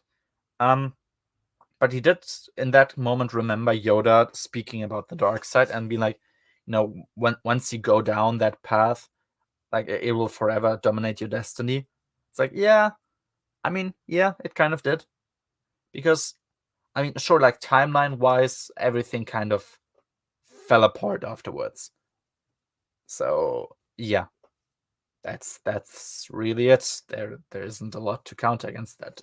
It kind of, his character took a big nosedive in that, and afterwards it only either got worse or it remained about on the same level for the vast amount of time. So, yeah. Exactly. But, Mara Jade, she starts to be a bit nice about him then. And, she says, like, he tried to save everything and everyone, and got caught in the self-destruction that ensued afterwards, which is nice. Like, she's not just digging into him, like criticizing him, or in the meta sense, Zahn criticizing all these books. He's like, no, looks still okay. There is a reason you can give. Like, okay, he tried to save everyone, everything. He took on that whole baggage onto his own shoulders and tried to carry his package and his part of the struggle, and that's how all of that went down. And so it's like, okay, there you go. She's still nice, because of course they're not supposed to start hating each other because she just dunks onto him. But she's arguing a lot of stuff here, so that's good. And yeah, also there's this consensus basically that he focused too much on just using the Force for pure strength, and he missed out on the subtle, like the spiritual, even the ideological aspects of it. That's how he managed to do insane feats with the Force, famously walking in air basically in the Jedi Academy trilogy, or while he brings up Yoda, like while Yoda struggled to even lift up an X-Wing. Of course, that's just the way that it was portrayed back in the day, and it probably also was a technicality that you couldn't just throw that thing around in a way that other people do with objects in the books. But yeah, this is a nice way to incorporate that part. It's like, no, Yoda had much more focus on the spiritual aspects of the Force, and he wasn't out to use the Force in terms like for pure strength and for fighting reasons. So that's a nice way actually to connect that and make sense of what you see on screen, and what probably is only a technical limitation in a sense, to actually make sense within the story. It's kind of a nice thing to do here. Mara, she talks about why she didn't stay on the academy, and she names that partially it's because of his dark side influence, and also his unwillingness to reflect on his actions, and also it's paired with she didn't want to risk to be swept up in the chaos that happened afterwards, which is like, I mean, it's not a perfect explanation of why this stuff happened, of course, but it's kind of the situation where you have to be like, well, that's really all you can do, because what did happen is kind of nonsensical. So if you want to try and make sense of it, that's kind of what you're limited to. We also speak a bit about Mara herself. We kind of determine that Mara think she herself believes that, and it's, I would say, also quite true that she never truly was on the dark side, or at least not like Vader and Luke were. And like I agree with that. She was more like she was used as a tool, and she had like a sort of dark side tendencies, of course, because her master was Palpatine, and also because she did things that weren't nice, but she wasn't the kind of servant to Palpatine like Vader was. Vader being an actual Sith Lord, actual evil person. Mara Jade's situation was quite different there, of course, because partially she didn't have a choice in her situation in the Empire, whereas Vader did have that. So yeah, there you go. I agree with that. Yeah, and I don't see it as like trying to make her seem nicer than she was, because we still in universe, it's fully recognized that Mara did unspeakable things, like quite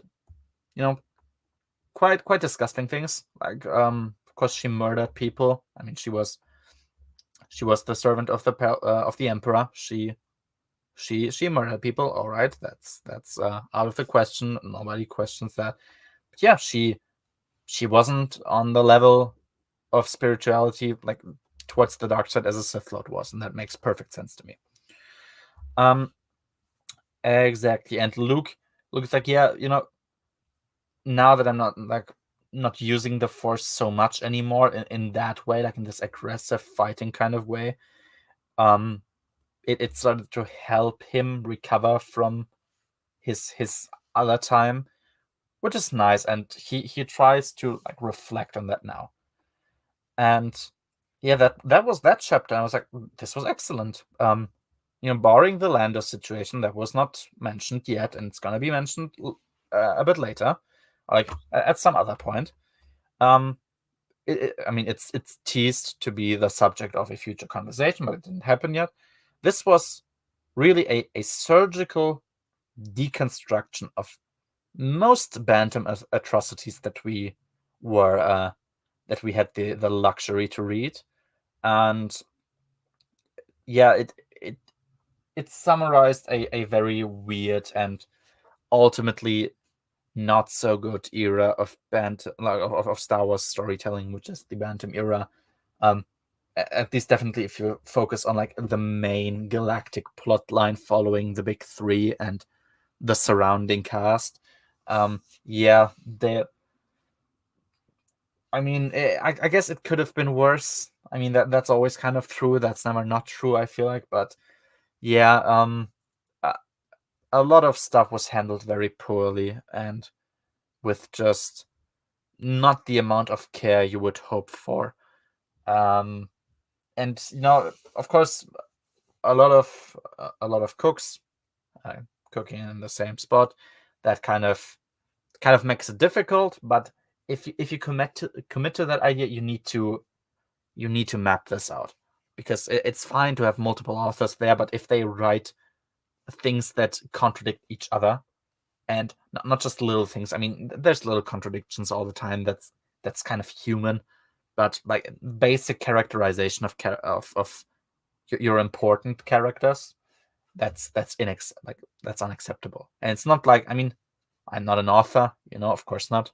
I can't write in the way that other authors can. That's for sure. I'm not one. I don't write, but yeah, that's that's why they get paid for it. They kind of need to sort this stuff out when they write for a shared universe. So there you go. The observations that they are on point and they are true. Like, not only do they affirm my own biases, which of course I have, but I'm sorry, it's undeniable that they are correct. And yeah, they're not nice, definitely not, but they're sorely needed. Yeah, hilarious and also satisfying to me to read. So there you go. Chapter 16. Carib Sevist, so he's one of the Fel clones. He gives an officer fake data from a supposed unknown ship that helped Han and Leia on Patrick Minor, and it looks like those weird ships that followed Luke around. since this kind of occurrence is for the Supreme Command to take care of, and as I said before, like the guy who's there has a dead end position, and he tries to impress somebody to get a higher position instead.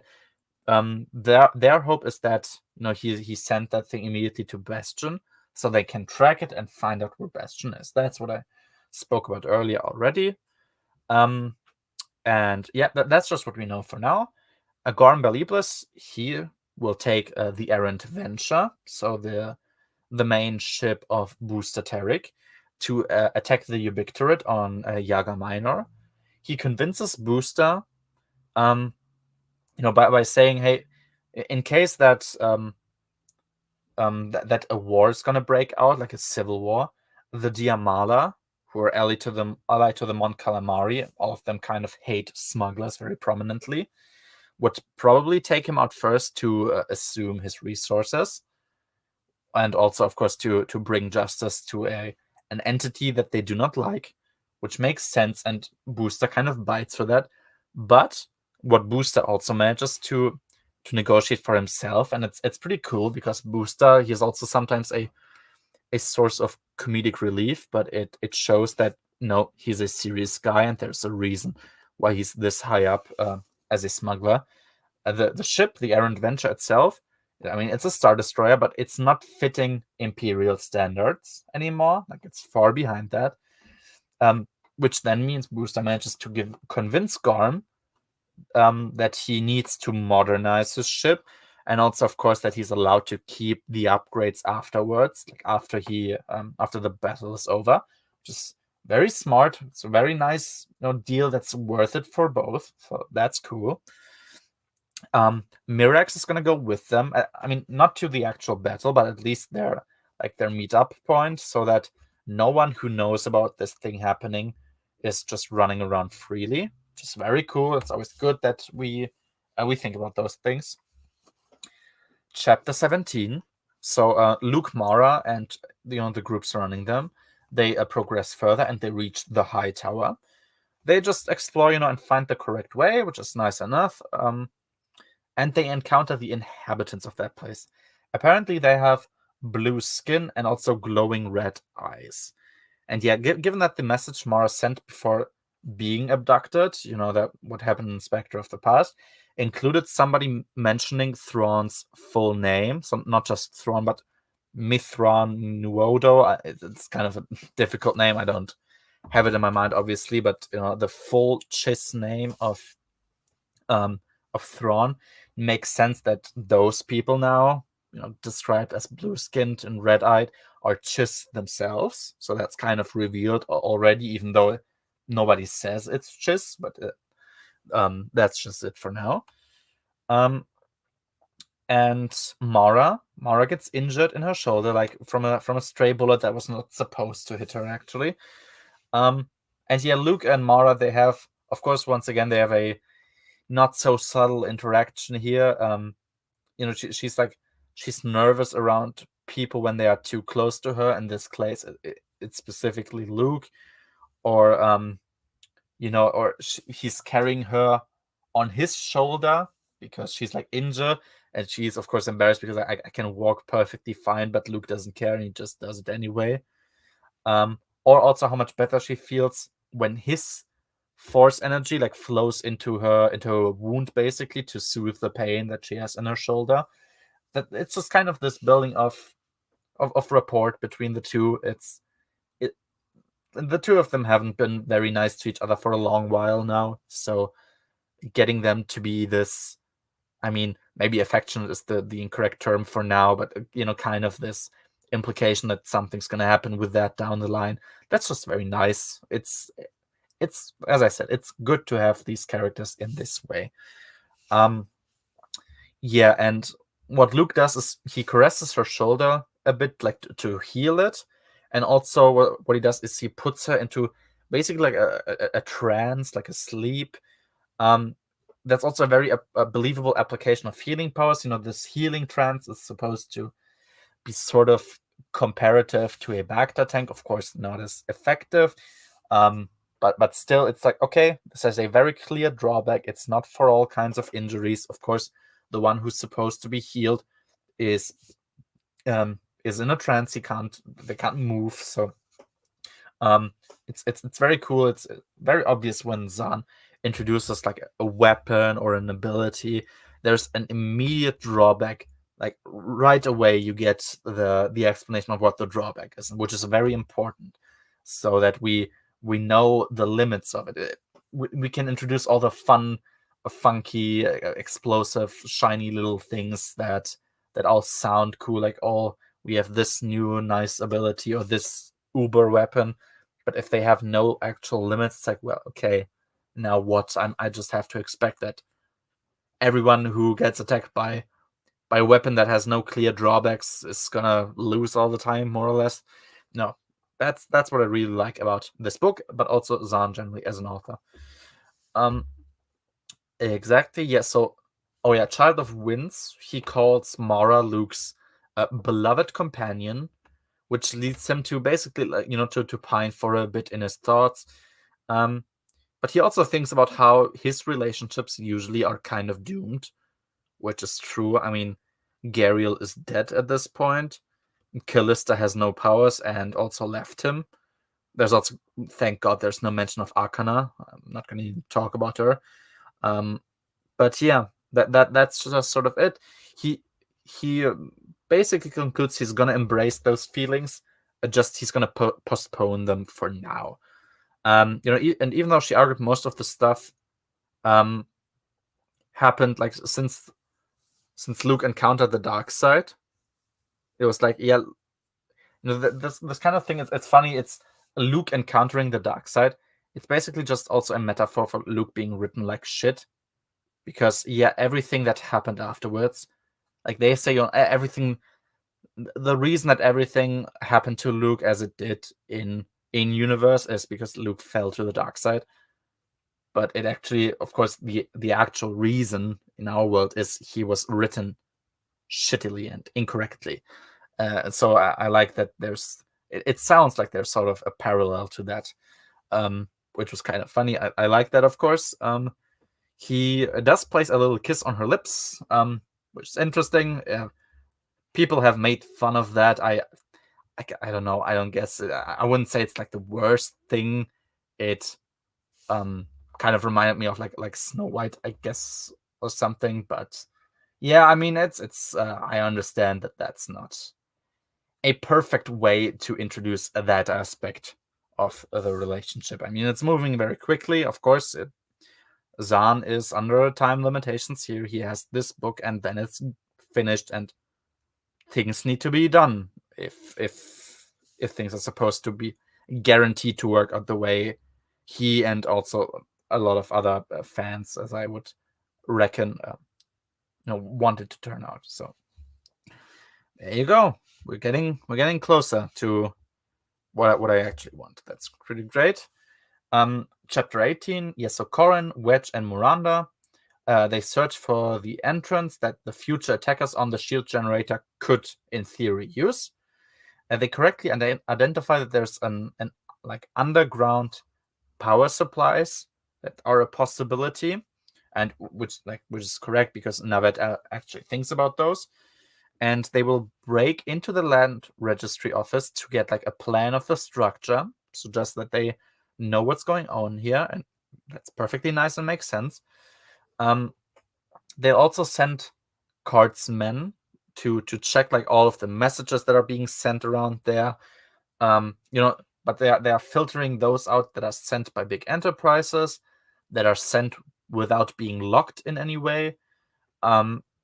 And also those above 50 words are filtered out, basically, because of course if you have like a secret code that says, hey, the plant is now ready to be attacked, of course it's like always these short sentences that come out, so that makes perfect sense. Nalgol, he's a character that we're introduced to again. He was in Spectre of the Past already. He now knows that there's 112 ships in orbit of Botharui, which is insane. It's actually insane. And he asked this question, which was kind of funny. It's like he thinks about those people who are waiting around in their ships. He's like, don't these non-humans have anything better to do? And it was this kind of funny comedic moment there for me. It's like, yeah, you're kind of all wasting your time here for what exactly? We don't know. But yeah, this is politics, I guess. Would I say that the Hand of Thrawn duology is better than the Thrawn trilogy? That's really tough to answer for me definitively, because it's been, I think at this point it's been like 2.5 years, I think 2.5 to 3 years since I've read the Thrawn trilogy. So it feels difficult for me to say that, because it's just too far back for me to remember enough about, like, a sensible story structure and like developments. I would say that Hand of Thrawn duology, it's more interesting to me personally, and it's more satisfying because of the fact that it's the Bantam wrap up book, and that it's kind of deals with everything I have a problem with in the way I like, whereas the Thrawn trilogy is just the beginning. Do I think it's better? I could see it probably being better, but I can't definitively answer it. I think I like it better than the Thrawn trilogy, just by the nature of the story itself. But it being better, I wouldn't commit to any answer for that, because, as I said, the Thrawn trilogy, it's just been too far back in the day for me to remember enough. I mean, I'd assume Hand of Thrawn Zon has more experience as a writer. Yeah, most experience as a writer, but then again, a Thrawn Double Vision, he has even more experience as a writer. Oh yeah, the Thrawn Double Vision, that's a canon Zon book, I assume. Yeah, I mean, I of course can't claim any quality about the canon Zon books. I think I will even eventually read those, because just to see what he wrote there. Yeah, I mean, sure, yeah, EUYC would probably have most experience as a writer there, but I think that's not. I mean, sure, that's helpful, but I guess a lot of EU writers were kind of experienced in a way, and Jesus, the things that were put out, you don't always see people's experience from the work they put out. I mean, J.J. Abrams is a very experienced director, and I guess it's the same thing for authors. That doesn't always matter so much. So yeah, but I mean, Hand of Thrawn Zon, he has to deal with a lot more baggage. The Thrawn trilogy, of course, is basically like you have a blank slate of a universe, write whatever. Whereas Hand of Thrawn has a lot of baggage to carry, and he needs to kind of fix it to make the universe make sense again. So yeah, he has much more to wrap up here, of course, because Thrawn trilogy is essentially, in the beginning, it's self-contained, because it's the first really big thing that is pushed. Thrawn and Thrawn treason are good alliances, is good in theory, and to a normie it's good, but it's overall. Yeah, it's kind of what I heard about the Zon canon books. It's like they don't suck. I think nobody really said ever that they really like suck ass and they're really horrific. Just it's kind of it's Thrawn, written by Zon. It's sort of what you expect. It's nothing groundbreaking, which I'm gonna assume is gonna be my opinion as well. But I mean, eventually I'm not gonna read any of those before I'm fully finished with the EU. But I think eventually I'll give those a chance, perhaps if I'm still interested in reading Star Wars at all then. So yeah. But yeah, as I said, End of Thrawn, I can't commit to any claim of quality because the Thrawn trilogy is too far back, but I would definitely say I like Hand of Thrawn more, because it finally puts the characters into place where I really, really want them to be, and it feels more satisfying. So yeah, that's my answer to that. Exactly. Yeah. So yeah, one of Navet's men, they saw Corran and Wedge, and yeah, specifically that they have been searching through communication as they wanted to. That was kind of too easy for me. So there was like a communication center. That's where he found them. And I wondered, like, how exactly did he see that they specifically are doing that? Like, is there an own little counter there that's specifically for that? I don't know. I don't really get a reason. There's these kinds of things where you have to, like, suspend your disbelief. Like, you have to just assume that there is a logical, like, that there is a, that it's logical enough that you don't have to question it right now. It's like, yeah, perhaps, but I would really like to know how he found out these things. So that's just kind of what we're left with for now.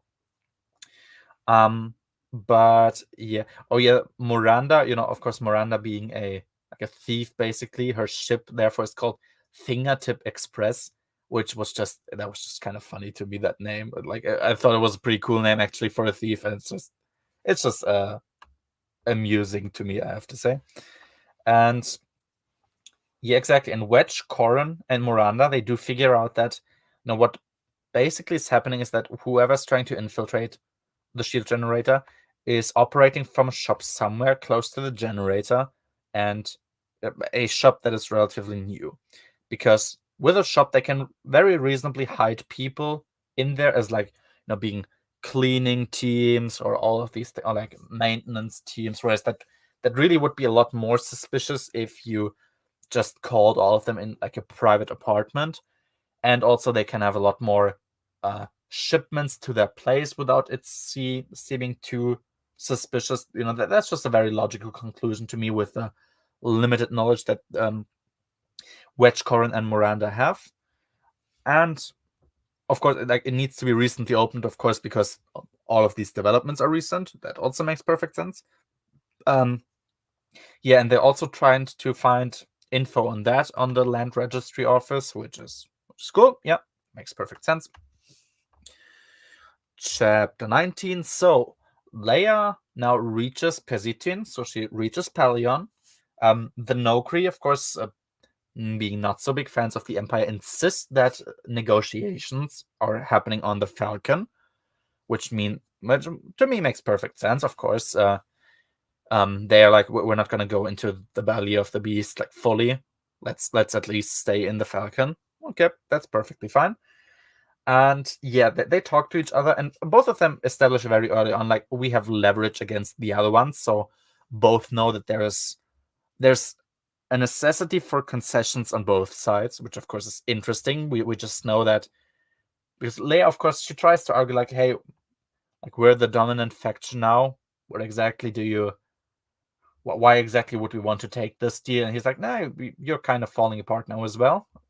So that's it's a perfectly sensible thing for me to read there. They want, like, both of them want the current borders being accepted as they are, that there's going to be free travel and also free trade between the two factions, and that there's going to be a possibility to let planets switch between the sides if they wish to do so, like, on their own volition. All sensible demands, of course. Oh yeah, the Pelion also offers, like, hey, if Palpatine hit a super weapon somewhere, like another one will help with the deconstruction of it, of course. That was just kind of funny. It's like, yeah, super weapons, I remember those were great. Exactly. And of course, because Leia knows about the things with Thrawn happening already, she kind of questions whether Pelion even has the authority to negotiate anything, because it's like, well, are you even the commanding, like the main commander of the Empire anymore? But Pelion has a pretty smart counter to that. He's like, as long as nobody takes my authority, like, I was authorized by the Moffs to do this, to lead negotiations with the New Republic. As long as nobody comes up to me and takes my authority back again, I assume I still have it. Therefore, I do still have it, and I'm going to carry out my negotiations further. That's perfectly logical. Yeah, exactly. And as an offering to have even better negotiation positions or like conditions, Pelion invites Gent to take him to Yaga Minor so that he can get a copy of the Karmas document as, like, as a gift from him, sort of.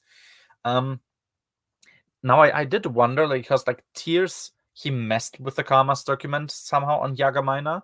So I wondered, like, why didn't he just delete it? I guess if it was deleted, it would be different in a way, because people would. I think people would find out that a document was deleted far quicker than it was messed with.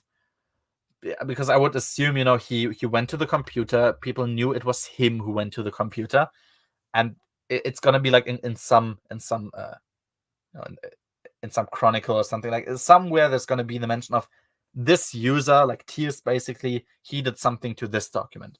I would assume so, at least. But yeah, I guess a manipulated document until you figure out that it's been manipulated, that's going to take far more time than finding out that a document was deleted. So it makes sense that he never deleted it in the first place. Now Gent has been invited to take a copy of the Karmas document. So that's cool. Also makes sense. Leia, she doesn't tell Pelion that Han went to Bastion. Of course, she would assume that this would seriously hinder negotiation efforts, I assume, and also that the riots were incited and people were killed by Imperials, because she's like, I don't have any proof for that. There's nothing I can try and get out of that. I have no proof of any of this happening.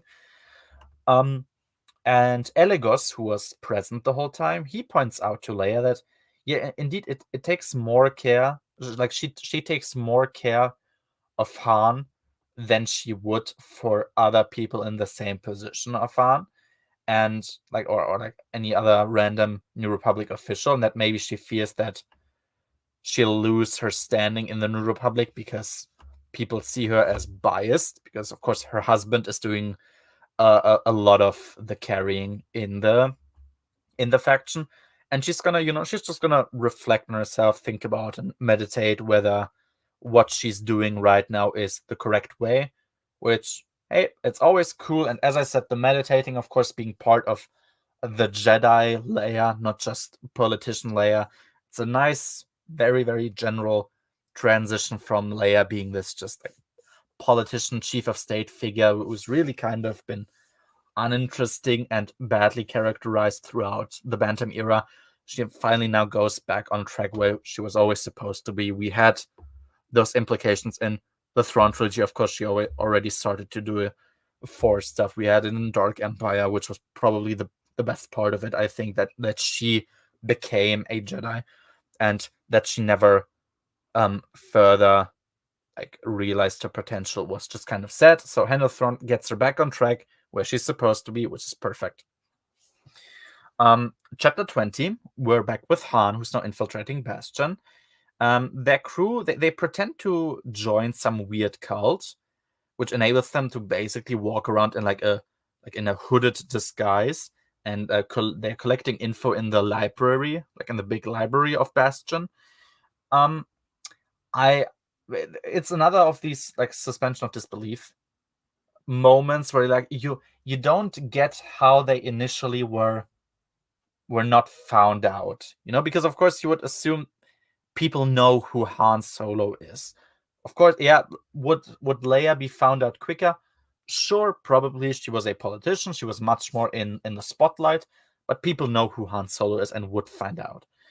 So we don't get how he managed to join this whole cult thing and to sneak around without ever being found out, like without being ID checked or without being seen. So that it's just kind of you just kind of have to accept that he managed to reach this point at least. He's gonna get found out very easily later, which is as you would expect it to happen. The thing is, there's just kind of a gap here where you don't really understand how did they get to this position. So that's just kind of where we are left off at that point. Exactly. So yeah, Han was the one, of course, who sent those fake battle scenes with the ship from Nirawan to the Empire. The Imperial intelligence checked that document and found out that it was fake, because the location that was supposed to be filmed in did not match what happened in the background. So of course, pretty sensible. You would expect Imperial intelligence to do so, and they didn't even necessarily need to buy that. And Han points it out, like, basically the only thing that this document needed to serve as is to point us to the location of Bastion, and like the other stuff really was not important anyway. And yeah, at that moment, Han, Lando, Lobot, and Mogit find Zothip.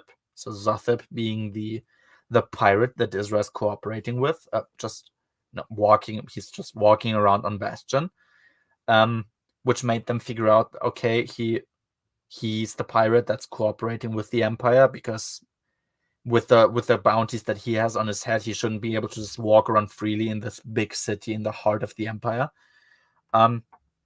Corelli now follows him. She found out, like, because she found out the same thing, and it seems that Zothib wants to betray Dizra in a way now, which is gonna go down a bit later. Things are kind of evolving as expected. So we had this repeated disrespect from Zothib, or towards Zothib rather, and now the consequence of that are coming to fruition. We have the payoff now. He is rebelling now. He's like, I'm not going to do this anymore. Fuck you. So that's pretty cool. Chapter 21. Han and Lando, they get followed now, and they got recognized. So what they do is they create chaos they go into a bar. They have like a pretend fight so that the masses that are in the bar, they run out, and they kind of hinder the guards to immediately catch them, which was pretty great. Dizra, he runs out of his office because Zothip, he contacted him out of his chambers, and this gives Pelion. So Pelion at some point returned to Bastion because, like, hey, we got stuff to talk about. When Pelion learned that there's weird things happening kind of there, because of course, like, he found out, Garm Bel Iblis never got that message in the first place. We remember that. And Pelion is there, and so it's like Dizra is kind of suspicious. I need to find out if there's anything going on here. So he starts to search through the office, and that's also where you can see Dizra try to play Pelion for a fool, and it kind of worked for a while. At least Pelion had no reason to believe he was being played, but now that's also falling down. So Dizra is losing on that front already. And Tears himself believes, Pelion, he's gonna be because it's like, why did you leave him alone there? But he believes, like, okay, he's gonna behave. Probably he's gonna be on his own, but he won't do anything, which of course is incorrect. Pelion does. What he does is what Tears now does is he'll send Flim to scare Zothip, and he also keeps he wants to keep tracking the communication on the planet specifically for bioechoes from Verpins, because he kind of determines, okay, we have these 3 people that we see right now. It's Han, it's Lando, and it's Lobot. Han and Lando are both not really known for being hackers, and Lobot isn't either. But there has been this trick where cyborgs, like Lobot has with these implants at the back of his head, are cooperating with a Verpin that's at some other point, like he's hidden somewhere, and he kind of takes control of the android and starts hacking. And so he's like, okay, so that means somewhere here there's a Verpin, and we need to find out where he is. So that's just what they do, and it's an interesting way to come to that conclusion that a Verpin is the one that's kind of trying to find out something on Bastion. I think they don't know yet what it is, but at some point they assume, oh, okay, it's the Karmas document probably that they want. Hello there, hope you're doing well. Looking forward to you covering Del Rey after this. Hello to you too, Brennan. I am doing pretty well, I would say. I have lots of fun reading this book. I'm still not finished with the second part of Vision of the Future, so I've had a pretty neat time, and also on stream here, it's been pretty fun. And I'm also looking forward to covering Del Rey, the first novel after Vision of the Future. I'm not sure whether it's going to be Scourge or whether it's going to be Survivor's Quest. So those are on the horizon very soon. But I'm not sure yet what the exact order will be. I'll figure that out a bit later. But yeah, thanks for being here. So yeah, what Han and Lando do now is at some point they figure out, because Lobot is kind of acting weirdly, that they are being tracked specifically for Verpin bioechoes. So what Han and Lando do is they go to a droid shop after figuring this out, and they make the astromechs in there send out the same bioechoes to distract the Imperials for a few minutes, which is, with the information that they have on them, is pretty smart to do. And chapter 22. So Flim, he goes to Zothep to what I assumed is to smooth things out, and I mean, I guess that sort of happened. What meanwhile happens is that Pelion, he retrieves the data cards from Dizra that basically contain every information that there is, other than Flim being a fake Thrawn, but everything else, like his contact to pirates, his weird funding stuff, that's all in there. It's been in a secret drawer, so it's like, okay, yeah, that's a reasonable way of trying to hide your secrets. And Pelion had his right-hand man there, and they were just smarter, or they were smart enough to figure out where the secret drawer is. They take the originals with them. They briefly wondered about making a copy, but then they just decide to take the original anyway. Which I thought, like, this could be a setup for a mistake, but then again, the book's kind of halfway done already, and I don't believe it's going to be a massive setback if it even is going to be any sort of mistake in the first place. So we just know, okay, he's taking the original cards with him. That means Dizra is going to find out that Pelion found out. And what he's going to do is, of course, the data card also had information on Vermel, so one of his men, who's being held hostage by Dizra's men. So he's going to go to him and rescue him before Dizra has, like, enough of Vermel and kills him in captivity, which makes perfect sense to me. Zothep gets deleted, he gets killed, and another dude, he's called Control, he assumes control of his faction. Caroli helps the Empire, since the pirates, so Zothep's pirates specifically, committed a massacre on a place called Lorardian, I think. So she has no, even though the Mistrals don't seem to have much fondness for the Empire, the pirates did something directly, and that's why she gladly takes revenge on them herself too. Flim wants Caroli to join her, or specifically also the Mistrals to join them, which we don't yet get whether that's gonna happen. I don't see a reason why it would. Because, yeah, the Mistrals are not... They also very, very much dislike the Empire. And there's no real reason for them to do so. Because, yeah, unless they are interested in money and fame, which does not seem like something the Mistrals are interested in, but I guess I'm gonna have to wait and see how that thing's gonna get concluded. I don't know yet. It's just, we know that the Imperials want them to join, especially now because Control wants to pull back from the whole conflict. They need more, they need more manpower, especially in, like, the outer areas of the galaxy. So yeah, that's that. And yeah, we get no specific confirmation yet. And last but not least, chapter 23.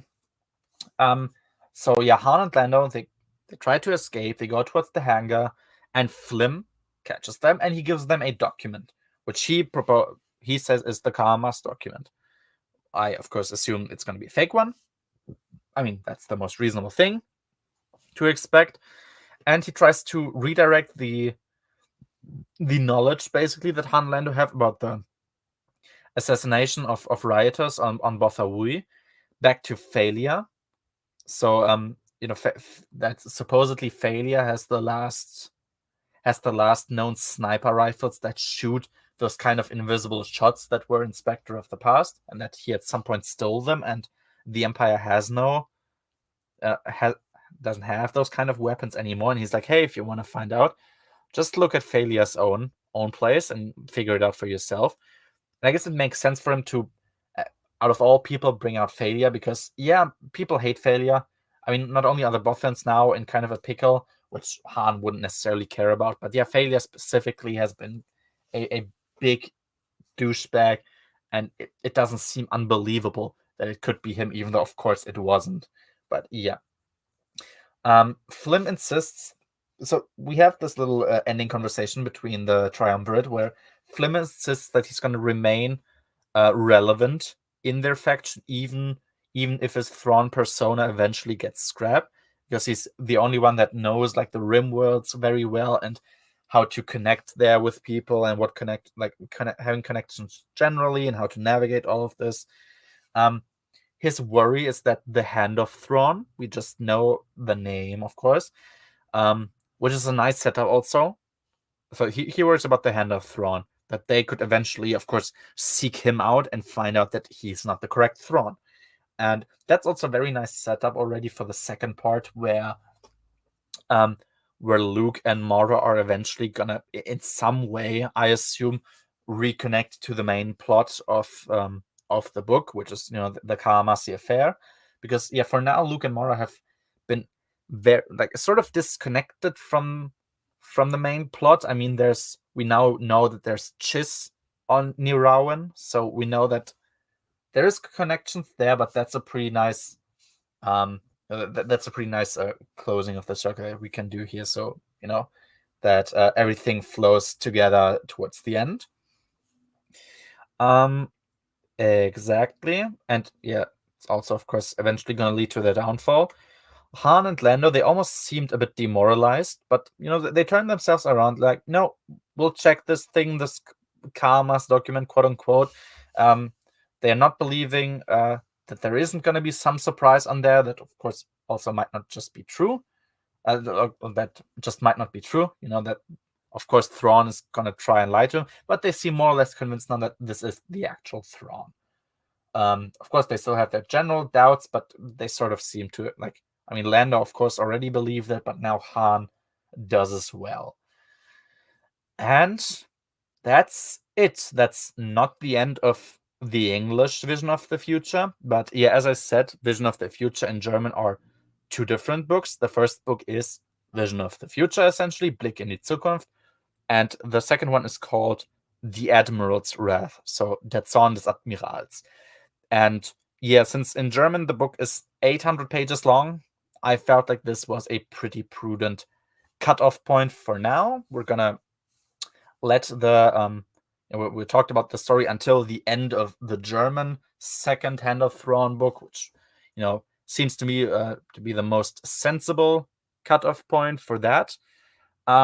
Yeah, I'm gonna rate the German book now because I'm gonna give this one a rating. I'm gonna give the third one its own rating, and I guess I'm gonna try and also make a collective rating of both books together, since of course in English they're supposed to actually just be one book. So yeah, overall this was really, really great. The intrigue in this book is frustrating, but that's sort of what it's supposed to be, of course, because you're screaming at anyone to get their act together, but they are not, or not yet, of course, but in a believable way, mostly, I would say. But yeah, it's like probably they are the good kind. So because everyone's sort of very effective at what they're doing, at least considering their limitations. Of course, people like Wedge, like Corrin, they can't operate at full capacity in general because the faction that they're working with just doesn't enable that. But with the possibilities that they have, everyone's sort of being very logical, very smart with what to do. So that's very good. Of course, Luke and Mara for me are the highlight of this book, and they already are the highlight of the next book for me as well, or like the second part of Vision of the Future, so to speak. And them talking, that it's just excellent, and it's burning the dead wood of other books that is much needed, in my opinion. So I thought this would be an 8.5 out of 10, maybe higher. I might put this at a 9. I don't know yet. 8.5 or 9.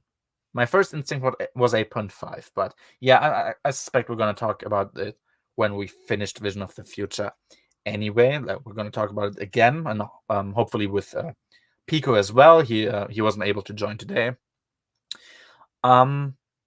Yeah, that's all there is to say for that. I'm gonna try to get finished until next Sunday, so we're gonna talk about the second half of Vision of the Future, or the third German part, and we're also gonna talk, if I manage to be quick enough, we're also gonna talk about Union, so the comic by Michael Stackpole. So we're gonna do a joint stream to again, first Vision of the Future, and then at the end Union. So that's really all there is to say. Yeah, if you haven't read this book, please do. It's great. Like I mean, the entire duology. I don't know yet the ending, but I'm gonna assume it's gonna deliver on its setups. And yeah, this is pretty excellent. It's exactly what I wanted for, yeah, at least 20 books at this point. Which, yeah, I always knew eventually it's gonna happen. Eventually, I'll make it to there, but it always seemed so far away. And to be here now is pretty great, because yeah, I have a really really fun time reading this book. All right, that's really all I have to say for today. So, if you've managed to listen until now, I thank you for your patience, and we're gonna hopefully see each other next week. So, see ya. Bye bye.